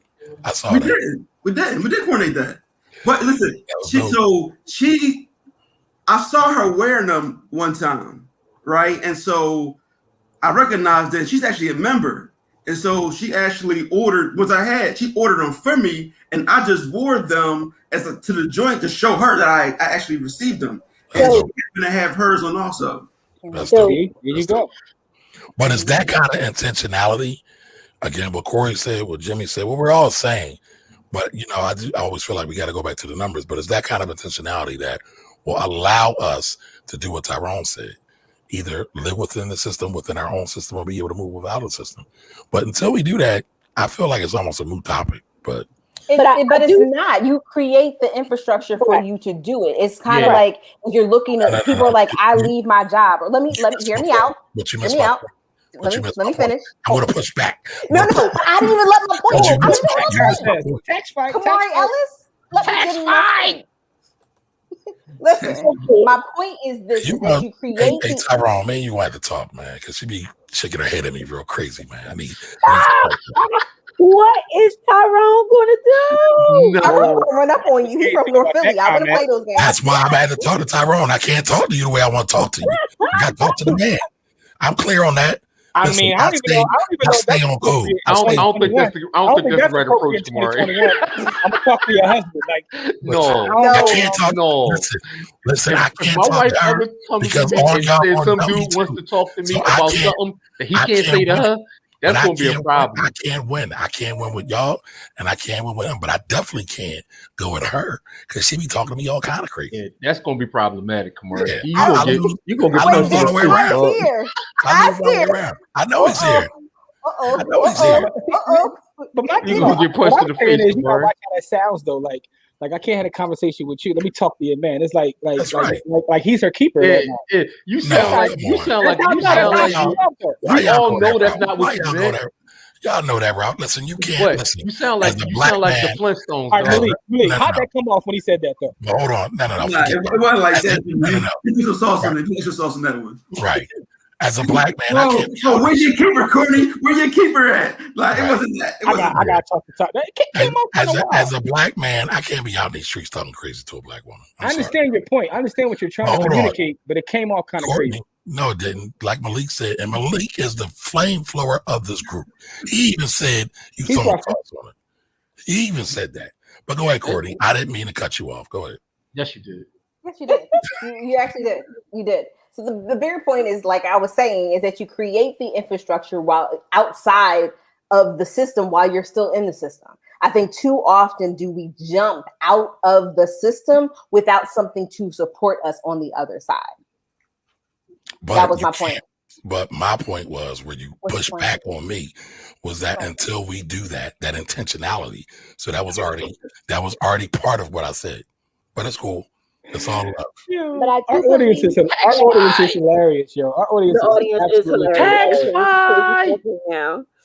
But I do believe highlighting Black professionals and pathways that we take to literally utilize people in our community that have professions, professional services, whatever, is helpful to create that infrastructure because a lot of people don't know that it exists. That's a fact. Right. Yeah. I do want to say this. I actually forgot too. I actually use my general contractor is black with his black employees, and then I hired Karan. She's a stager in a home, and she actually designed the house. You know, a black woman. So yeah, everybody, there's a lot of black dollars circulating in that one transaction. That's fine. Awesome. So hold on. I gotta ask this question, Malik, and I don't want to get too deep into the numbers. Mm-hmm. But by y'all intentionally sharing the wealth and spending the money, was that a 6-7 figure type situation? No, hell no, 7 figures. Absolutely not. No, it wasn't. I don't know, because you got to remember each one adds on to the other. Right. No. So it was 6 figures in my part. I mean, he can tell you what he got. Yeah, I don't know what everybody else made, but I don't know what everybody else made. All right, so I think Tracy got what I was asking, right? So right, you got your mortgage person that made several thousand. You got your contractor that probably made like 30,000 on me. Yeah. Right, so that's why I said several hundreds of thousands. You know, absolutely. Probably in the transaction. Think about the contractor included, but what he actually made, probably like 70,000. Like with him, everybody else, probably like $70,000. Right. So again, my point is what you just did, what y'all just did, right? Because it wasn't just you, it was y'all. Y'all just created a whole wealth multiplier effect. Yeah, you did. And we always had to be of the mindset of how do we multiply wealth? We got to be multipliers. So again, kudos to y'all, the whole team. But I know the whole team does that. The whole panel does that. So shout out to Halal Fusion. That's all I'm gonna say. Right. But I think we have to, I want us to be very careful because I think sometimes when we start doing these deals, we start counting other people's money. I just want kind of everybody to stay out of other people's pocket, allow the magic to happen without counting people's money. And I just say that because I had somebody count my money the other day and I'm still mad about it. Tracy knows. Listen, Courtney, listen, you didn't know I was counting your money the other day. When they talking about the Amazon stock split and Amazon going up, I was like, God damn, Courtney eating. Oh yeah, I did too. When I saw that, I was counting court money. I was like 30 episodes ago. She said she bought X shares of Amazon. Like, God damn, she killing it right now. Shout out to the people with good memories. Well, I remember that too. All right, let's jump into the comments, y'all. How many first black this and that do we see on our timeline daily? Man, that's you know what, I used to get excited about that, and now I think it's kind of distressing that we're in 2021 and we're still getting the first black person. Like it's stressing me out. Like damn, like this country is so jacked to hell that we in 2021 and we getting first. Like I don't want to hear nothing about the first nothing at this point. Don't tell me about it. And I also feel like, and maybe I'm a hater. Y'all think I'm a hater anyway. Somebody. Wow, Courtney's always choosing violence against me, but y'all proud of that. But you called my fiance into the party. He's not even here. He didn't even respond in the comments because he was like, listen, Ty's a part of the family. Listen, me and Ty were talking yesterday, talking about that hip hop beef we still got from way back. Come on now. I'm always talking about Ty.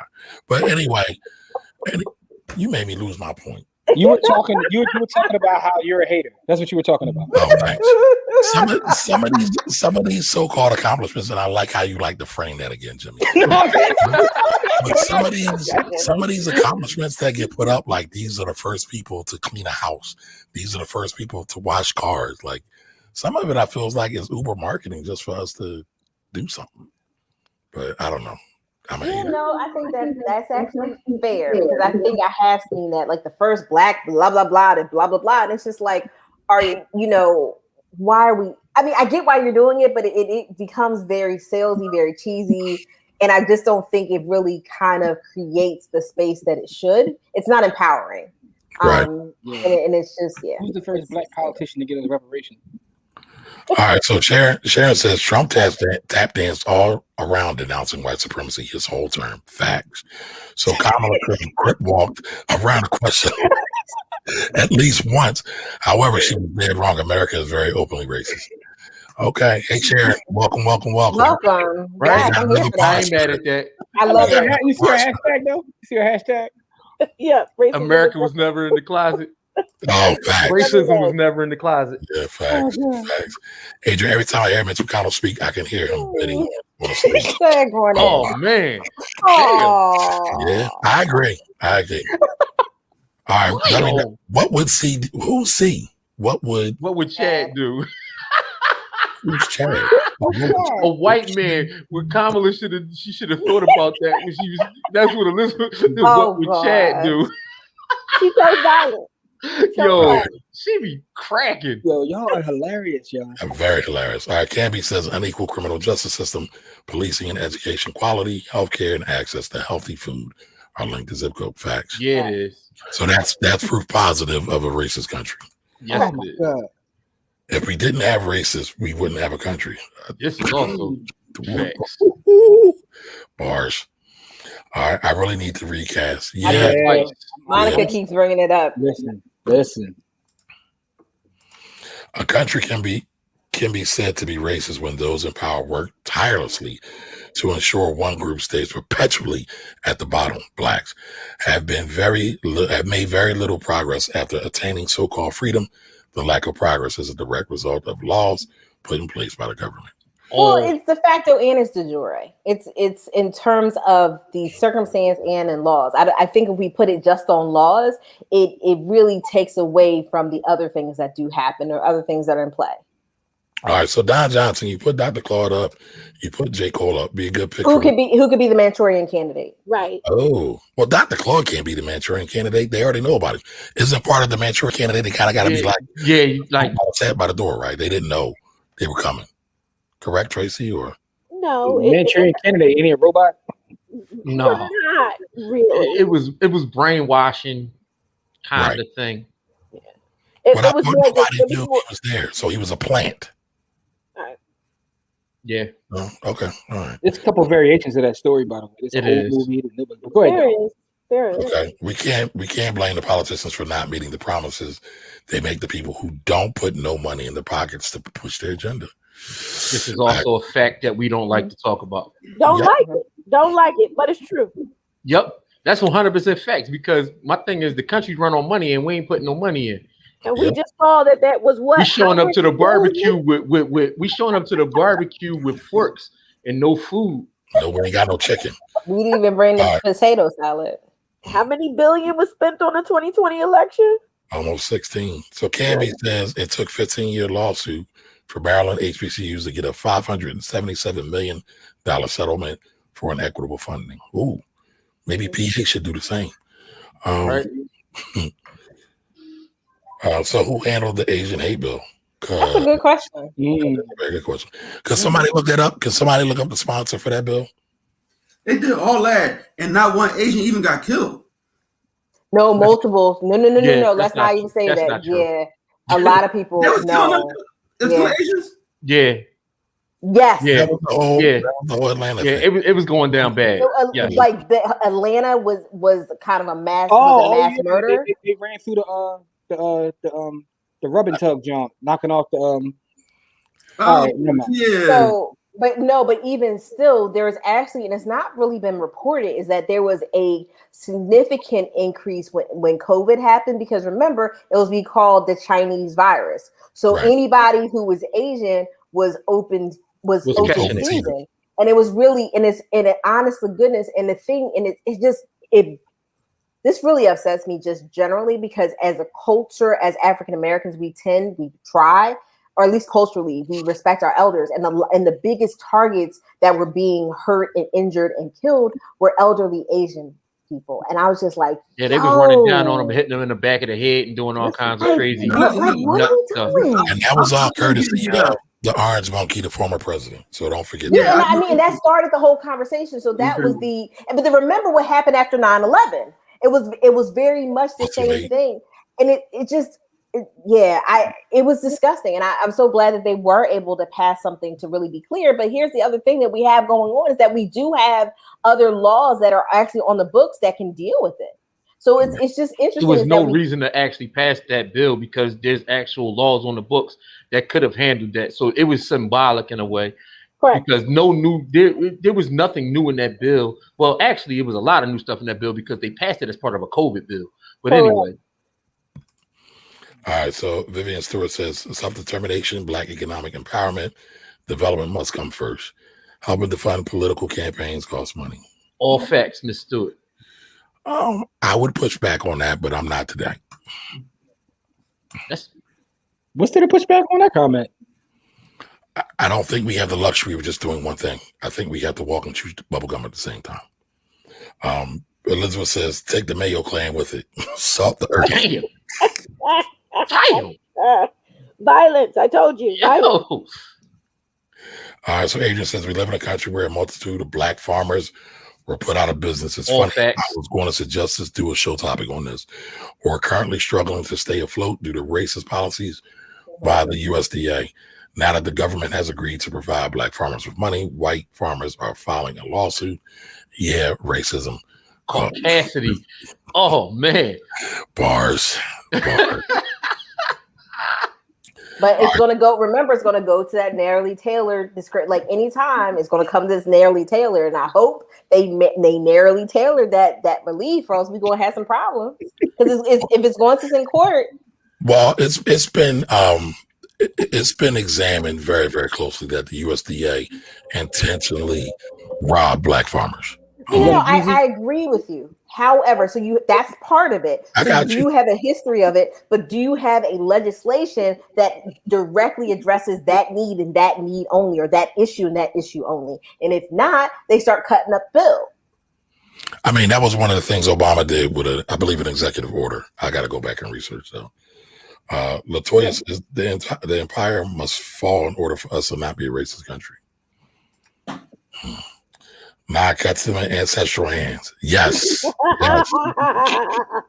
Can somebody write that down? Like a Pokemon. She like a Pokemon handler. Catch them all. Yes. All right, so they gave back part of Oklahoma, and there was another state, I believe, Cali, also gave land back, but to Black people. That was that one beach in California. Yeah, but did they give it back, or are they fighting? No. They awarded the park to. I don't know what's going to happen, but they did award the park back to the family. Okay. To the question of how to classify this country as racist, we need to first acknowledge the wrongs committed as a country. Facts. All right, we doing a damn. This is out of Yo, Don, they don't understand, man. They don't get it. Kamari Ellis is trying to run a professional TV show. He knows who he called. He knows.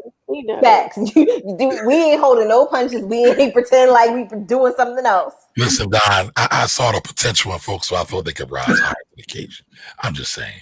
I would turn this whole thing out. Courtney always trying to choose violence. So do y'all see this? Y'all, you take your shots too, bro. Like not at all. And listen, I'm the nicest one on here besides Tracy. Yeah, okay. I'm the nicest one on here. Definitely. All right, can't be.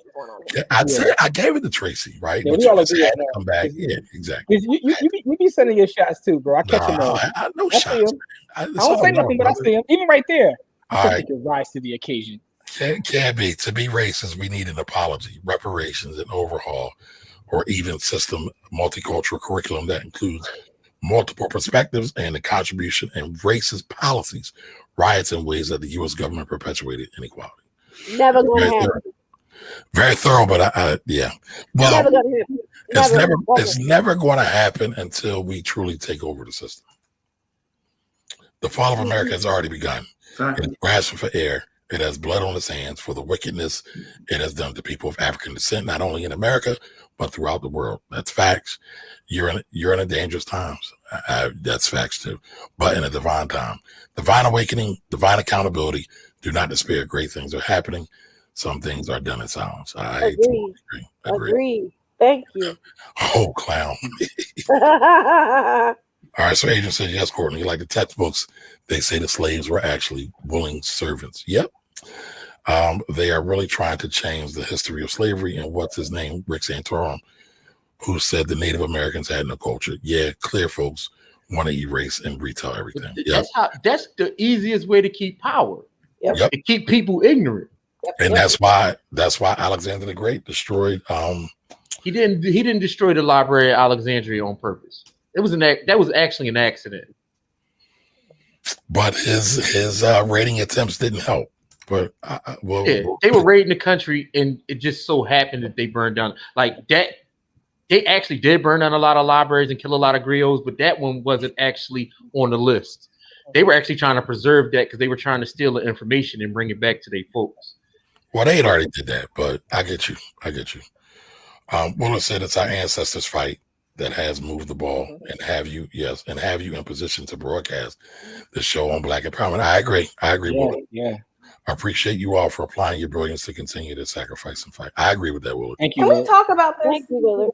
I appreciate that, and thank you, Willard. But we lack patience. The Brown versus the Board of Education case was in 1954. They started, the NAACP started that legal battle in 1919. Yes, like and that. Even before that, they sat down and planned out the attack.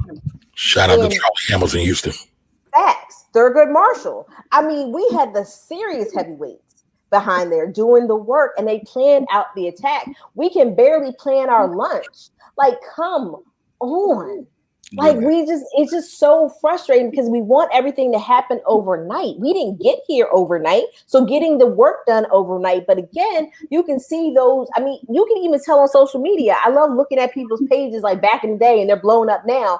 And they talk about, hey, I've been grinding for 4 or 5 years, but everybody wants to have 10,000 followers overnight or 100,000 followers overnight and be a YouTube sensation or whatever. But it takes time. You got to lay the groundwork. No, I just feel like you don't.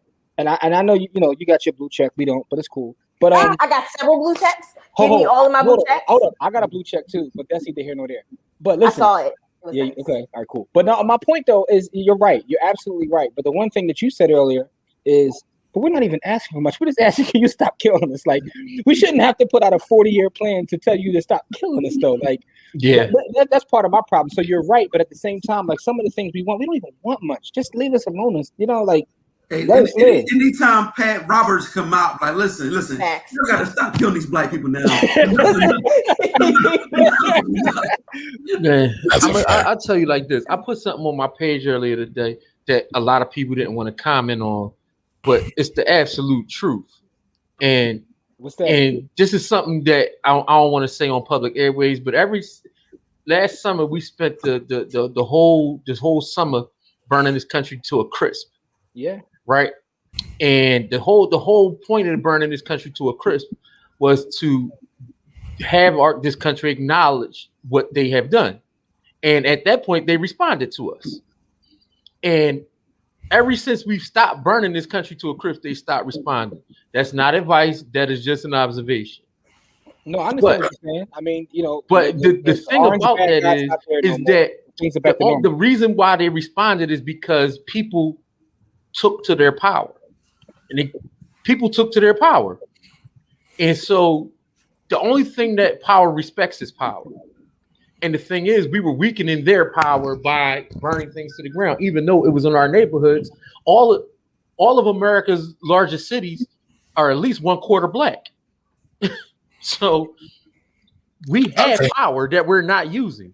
I think one of the things we got to be really careful with that, though, Corey, and I hear you, but there was so much white antagonist involvement in that. Even so, no. But listen, we gotta be careful. Unintended consequences, right? Unintended consequences of that. No, that was because there was unintended consequences to them redlining and segregating us, which is that we used to love each other and work with each other. So the unintended consequences of that is that we actually did more business with each other when we were redlined and segregated. Not because once they let us out and said, "Oh, you can use all our stuff," then we started using their stuff instead of ours. So we can go back into the history of that, but that's not really where I was trying to go with that. What I was just saying is we have power that we're not using. Now that's a fact. I agree with that. All right, so this is pure bars right here. I'm really tired. Tracy, she's sipping out of a chalice over there. Well, she's a queen, right? I know, that's a chalice she got over there. Like, damn. I'm really tired of the relationship we have with the Democrats. It's like a boring, worn out relationship with bad sex. Damn. They keep getting new lingerie or lingerie, however you pronounce Lingerie. it. We get excited, and the sex / relationship is still whack. She is cutting up tonight. No, she listen, is firing at everybody. Listen. Elizabeth, hear me. And I know everybody will agree. You got to write a book, sis. Yeah, like or just run my Twitter. Probably Elizabeth to run my Twitter page. You got to write a book. All right. If she got all the time, she could have had a better response. Come on, Kamala. Yeah. Because Joe got the you drinking, girl?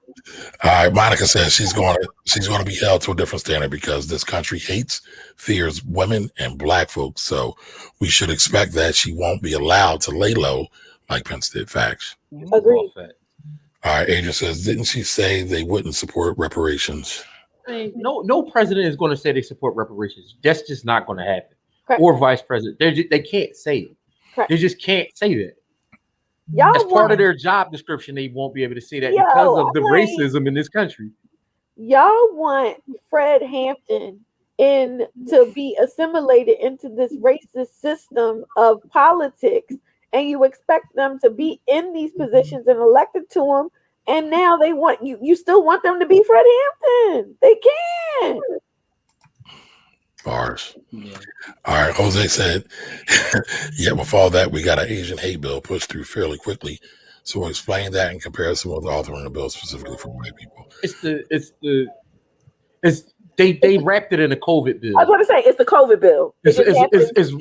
They didn't call it the Asian hate bill. They wrapped it in and they called it a COVID bill. So that's how it got pushed through. There actually is a resolution, though. They did do a resolution. They did. Senate Resolution 199 is specifically a resolution condemning the horrific shootings in Atlanta, Georgia on March 16, 2021, and reaffirming the commitment of the Senate combating hate, bigotry, and violence against the Asian American and Islander community. Gracious. This is what happens when you have a speech impediment. But it was actually done by Senator Warnock, who is the black senator from Georgia. Yeah. So yes, I mean they do have a resolution, and there is some kind of corresponding in the COVID bill or the COVID package. Dog know where John. But we were talking about the supermarket that's at the corner of Germantown and Horter, which is Mount Airy 19119. It's actually in West Mount Airy. Anybody that knows anything about neighborhoods know we don't go by USPS codes. That's lame, but okay. Michael Evans says, I'm the president of the Black Nationalist Investment Clubs for Rebuilding Black Detroit, a series LLC. We have developed a new legal structure called a closed private crowdfunding network where like-minded can practice cooperative group economics, aka crowdfunding on steroids with that. If any oversight by the SEC launching this summer. Okay. Nice. Send us that. The Blackwell Project at gmail.com. Blackwell Project at gmail.com. Y'all see the StreamYard chat? Is the StreamYard chat showing up on your end? Yeah. Okay, just check. I peeped that. I peeped. Okay. All right, no problem. Okay, gotcha. Is there something I should show Tracy? No. Nah. I got it though. Just, okay. Keep moving. Okay, thank y'all. I saw it. Appreciate y'all. All right. Okay, Malik, I had everything black besides the title company. Quick abstract. What was it? Yeah, quick abstract. Abstract. Yep. Okay. Here's a quick question somebody asked me, and I think one of y'all would know. Are there any black appraisal? Because I have somebody that's looking to be an apprentice somewhere. So if anybody knows that, throw it in the chat, or we can talk about it as a group. Man. Can we talk about how messed up that particular area is? Say that again, Courtney. Being an appraiser, you were required to have an apprenticeship. But the fact of the matter is that there is one black appraiser that I am aware of. I think his name is Marlo. I know multiple. Not appraiser. I'm talking about home inspection. Home inspection lot. Easy peasy. Several. Core. But right. I'm sorry. Several. Arising core. Hey man, put that down, man. Take that down. We've already talked about this, Mari. Yeah. All right. All right, don't believe. All right, I'm just waiting for the black engineer who worked for Tesla to come out with his own line of cars. Isn't that who's working with Master P? Yeah. Interesting. Yeah. I wonder how that non-compete is though. I doubt there's any. First of No all, tax rights. first of all of this. Creating our own, Tyrone says, creating our own infrastructure as small as that network right here. Agreed. Facts. I agree with that, Agreed. Tyrone. I agree with that. When Courtney starts talking with her hands, you know some fire coming. You said talk to the husband. What is this, Iraq? I told you it wasn't just me. All right. And yes, Malik, I was present for that and look forward to making that happen often. Yeah, for sure. Appreciate that. All right. Dope. That's dope. All right. So Come on, man. listen, I'm just clicking through. When Kamari said that, I had flashbacks to the scene in Color Purple when Squeaky called. Oh, y'all be doing the most, man. It was out of pocket. You were over there. All right, Tyrone's here. All right, Ty. Who this woman? All right. Monica Williams says, and Cass Isabel Wickerson says the equality will be difficult to achieve because white folks and the upper caste members view equality as a demotion. And no one wants to be demoted. Facts. Yep. Agreed. All right. We can thank El Loco Orange for that. Yeah. Oh my God. Yeah, man. He a weirdo. He another old weirdo. Somebody been watching State Property, I think. El Loco Pollo. El Pollo Loco. Right, El Pollo. Thank you, Jimmy. It actually is El Plaga, but I'm sorry. Go ahead, though. Hey, Monica. Monica, it's minority farmers, not specifically black farmers. Okay, cool. Oh wow, does he need to be removed? Yeah, no, I think he's fine. Okay. All right. In Georgia, the murders of the agents were done by a white man. It was sad for those who died. The news media and the mayor conveniently left out those massage parlors were involved in prostitution crime.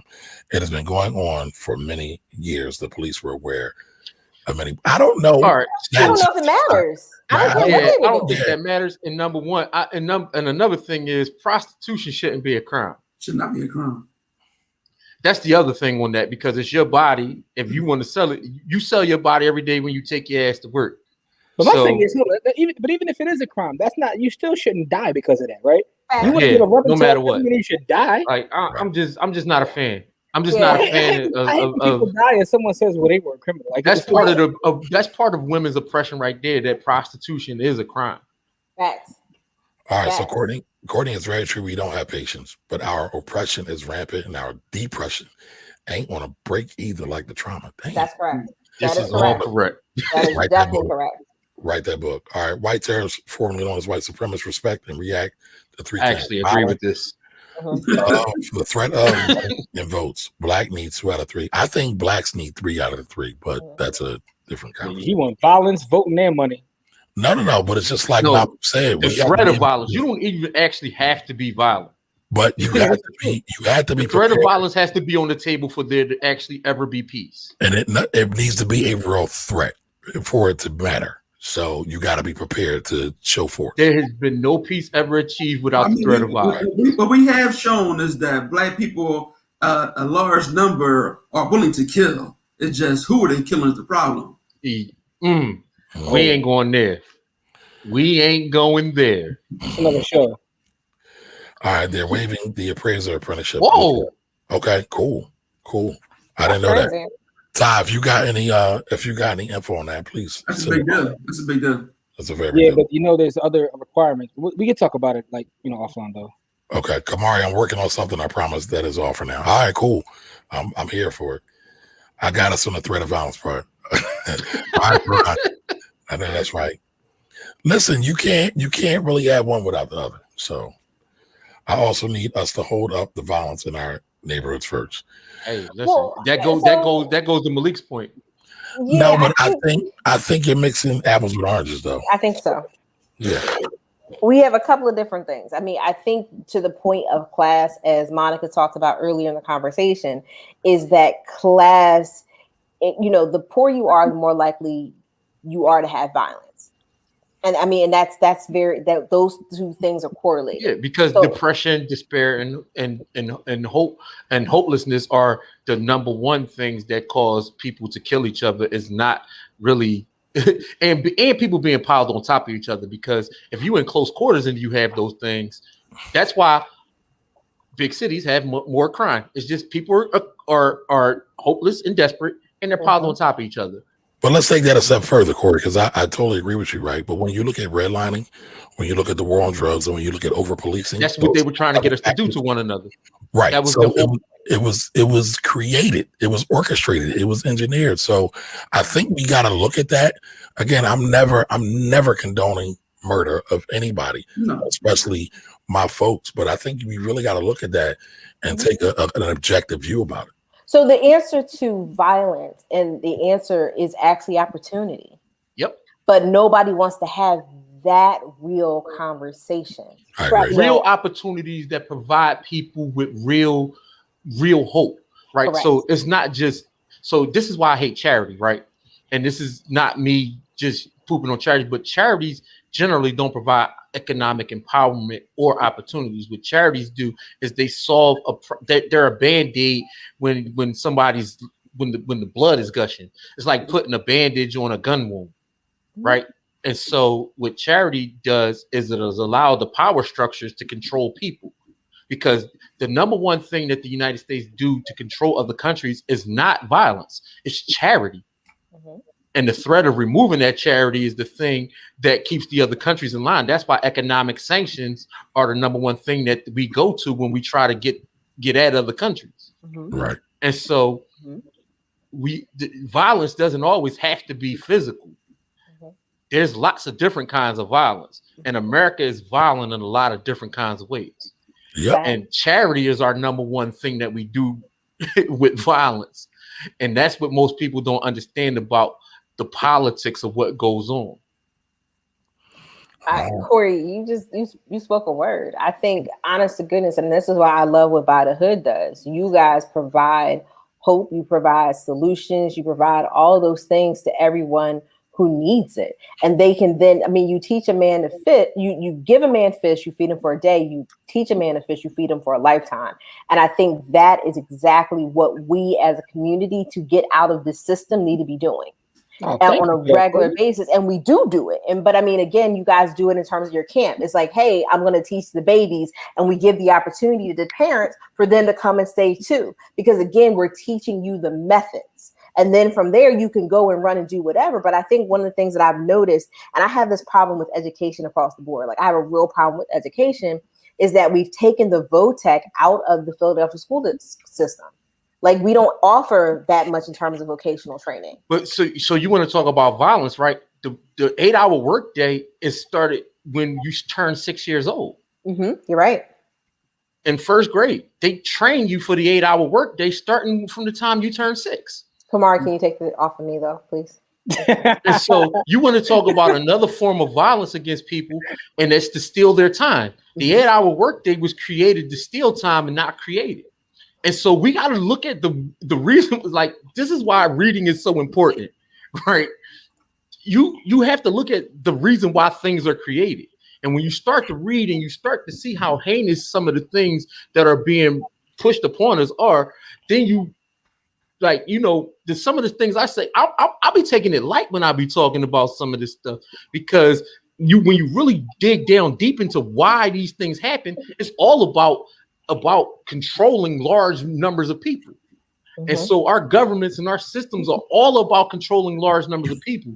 And to be able to control large numbers of people, the two things it's three things that they use. They use religion, they use nationalism, and then the other thing that they use is deception, or like the confusion, right? So when you don't know what's real, you can't narrow it down.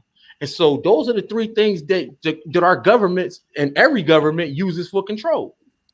And so we have to look at how power structures are created. So when we do create our own power structures, we don't mimic the power structures that are already there. Exactly. Corey, do you have new glasses? These are readers that I had next to my computer. My other glasses are somewhere not to be named. I don't know where they are. Yo, and one day I'm gonna watch back every episode we have because we a lot of times we say that's a conversation nobody wants to have. I need to start writing these things down so we can start having these conversations that nobody wants to have. Because I feel like we might have about like a couple hundred of those. Definitely. So let's see. All right, charity. Come on, can you take it off of me though?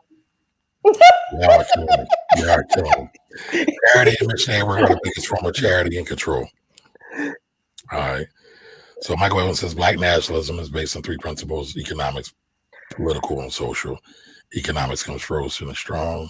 Yeah, this is Dr. Claude. This is straight. Culture comes first, but you know. Exactly. Culture comes first, and that's the part we're really missing is the culture piece, and that's the part that why we're so easily frayed and separated. But you know, it is what it is. All right. So Adrian says, I understand laws and such, but do we have any self-accountability in our condition? That's a conversation nobody wants to have. I'm joking. Go ahead, Court. Let's report about the goal. Go ahead, Court. I mean, we do and we don't. I mean, when you get every single day, it's like Groundhog's Day. I mean, until you actually, a thing in motion is consistently in motion until something stops it. So you're doing the same thing every day. You don't even think that there's something else. And I mean, the fact that we focus on people that made it out so much tells us that it's a normal process to keep doing the same thing. Man, we're taught as kids, like, you got to get out of here. Like we're taught to get away from each other, literally since the time we're born. In order to make it, you got to get away from your own people. When a situation comes up, you need to work beyond what you see. What you see is not always what you see. According to the Dogon branch of the human family tree. All right, the Dogons are African or continental African people. She's speaking about there. There are 4 levels of awareness and understanding. 1, girl so, Benny so, Bolo so. Okay, this is like super duper long, Vivian. I don't want to be disrespectful, but I'm not sure of the point there, Miss Vivian. But I got you. I think one of the things you're trying to say, though, is going back to our culture and the things that are inherent to Black people or African people descendant across the globe. But listen, y'all, it's been a great conversation. Glad all of you are here. Glad all of you participated. We got a lot of things coming in the works. Jimmy mentioned something earlier. As soon as we can kind of get clear and get vaxxed up and vaxxed out, I guess is people were trying to do. Don't come near me if you don't want to be near anybody unvaccinated. Right. We'll work on doing some outside stuff. That's right. I'm Pfizer gang. I'll be there though. I ain't scared of y'all. I love y'all. Pfizer gang. Rolling fizzies. We out here. Listen, I know the streets are calling our name. Everybody's trying to go onto the streets. So I do want to say something before we get out of here. First off, we have an amazing new course, a cryptocurrency masterclass. It's us at Buy the Hood and the Ivy Investor. So that's available. Also, May 29th, for those in the area, we back outside. It's us, myself, Corey, as well as Tracy, Courtney. 4 to 6 of us will be speaking at an event. We're all taking the stage and we'll talk our talk. So make sure you support that. It's a part of what's it called? The Investment Monopoly Series. Yep. Dope. All right. And so Adrian says y'all got a national tour coming. All right, you call it. We'll do it. Let's go. I think we should. I was on a tour before the world shut down. It was lots of fun. Yeah. Thanks to you, Rochelle, too, for being here. For the info. Oh, yes. Gotcha.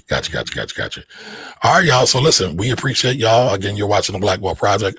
We'll be back next week, 7 p.m. Quran asked a question. And we will, what Quran asked as I was beginning to rap. I'm sorry, he just wanted to show up. He wanted to pull up on us. All right. I mean, I can get you to I can share that with you if you want to see it. Listen, we'll put it in the chat. We'll put it in the chat. Yeah, we'll put it in the chat, or Jimmy will send it directly to you. Yeah. I mean, how do you want to do it? I already put it in the chat, Kamar. If you want to show it, Where is it? It's in the chat, bro. Y'all the worst. I'm just saying, I want to make sure we get that information out there. I think Don Johnson is the only one that feels my pain. Let me just let y'all know. Stop it. Anyway, so as you're looking that up and pulling it up, See how Courtney just Ms. Vivian clarified her point. She was just saying that look beyond what you see. You have to kind of look outward, you know, and I think that's a very valid point because it's, you know, things are not always as they appear. So great. And I agree, Ms. Vivian. I do think sometimes people have a problem with doing that because they can't see what they've never seen. They got sight, but they don't have any vision. Yeah. Corey. I talk about that a lot. Yeah. There's a lot of people with eyes that can't see nothing. You could in the private chat. You could pull that up. So I already got it, Jimmy. I got it. All right, no problem. Malik, what are you drinking? And by the way, water. you use the It was vodka though. It's just water here though. Okay. All right. So Malik. So go ahead, Jimmy.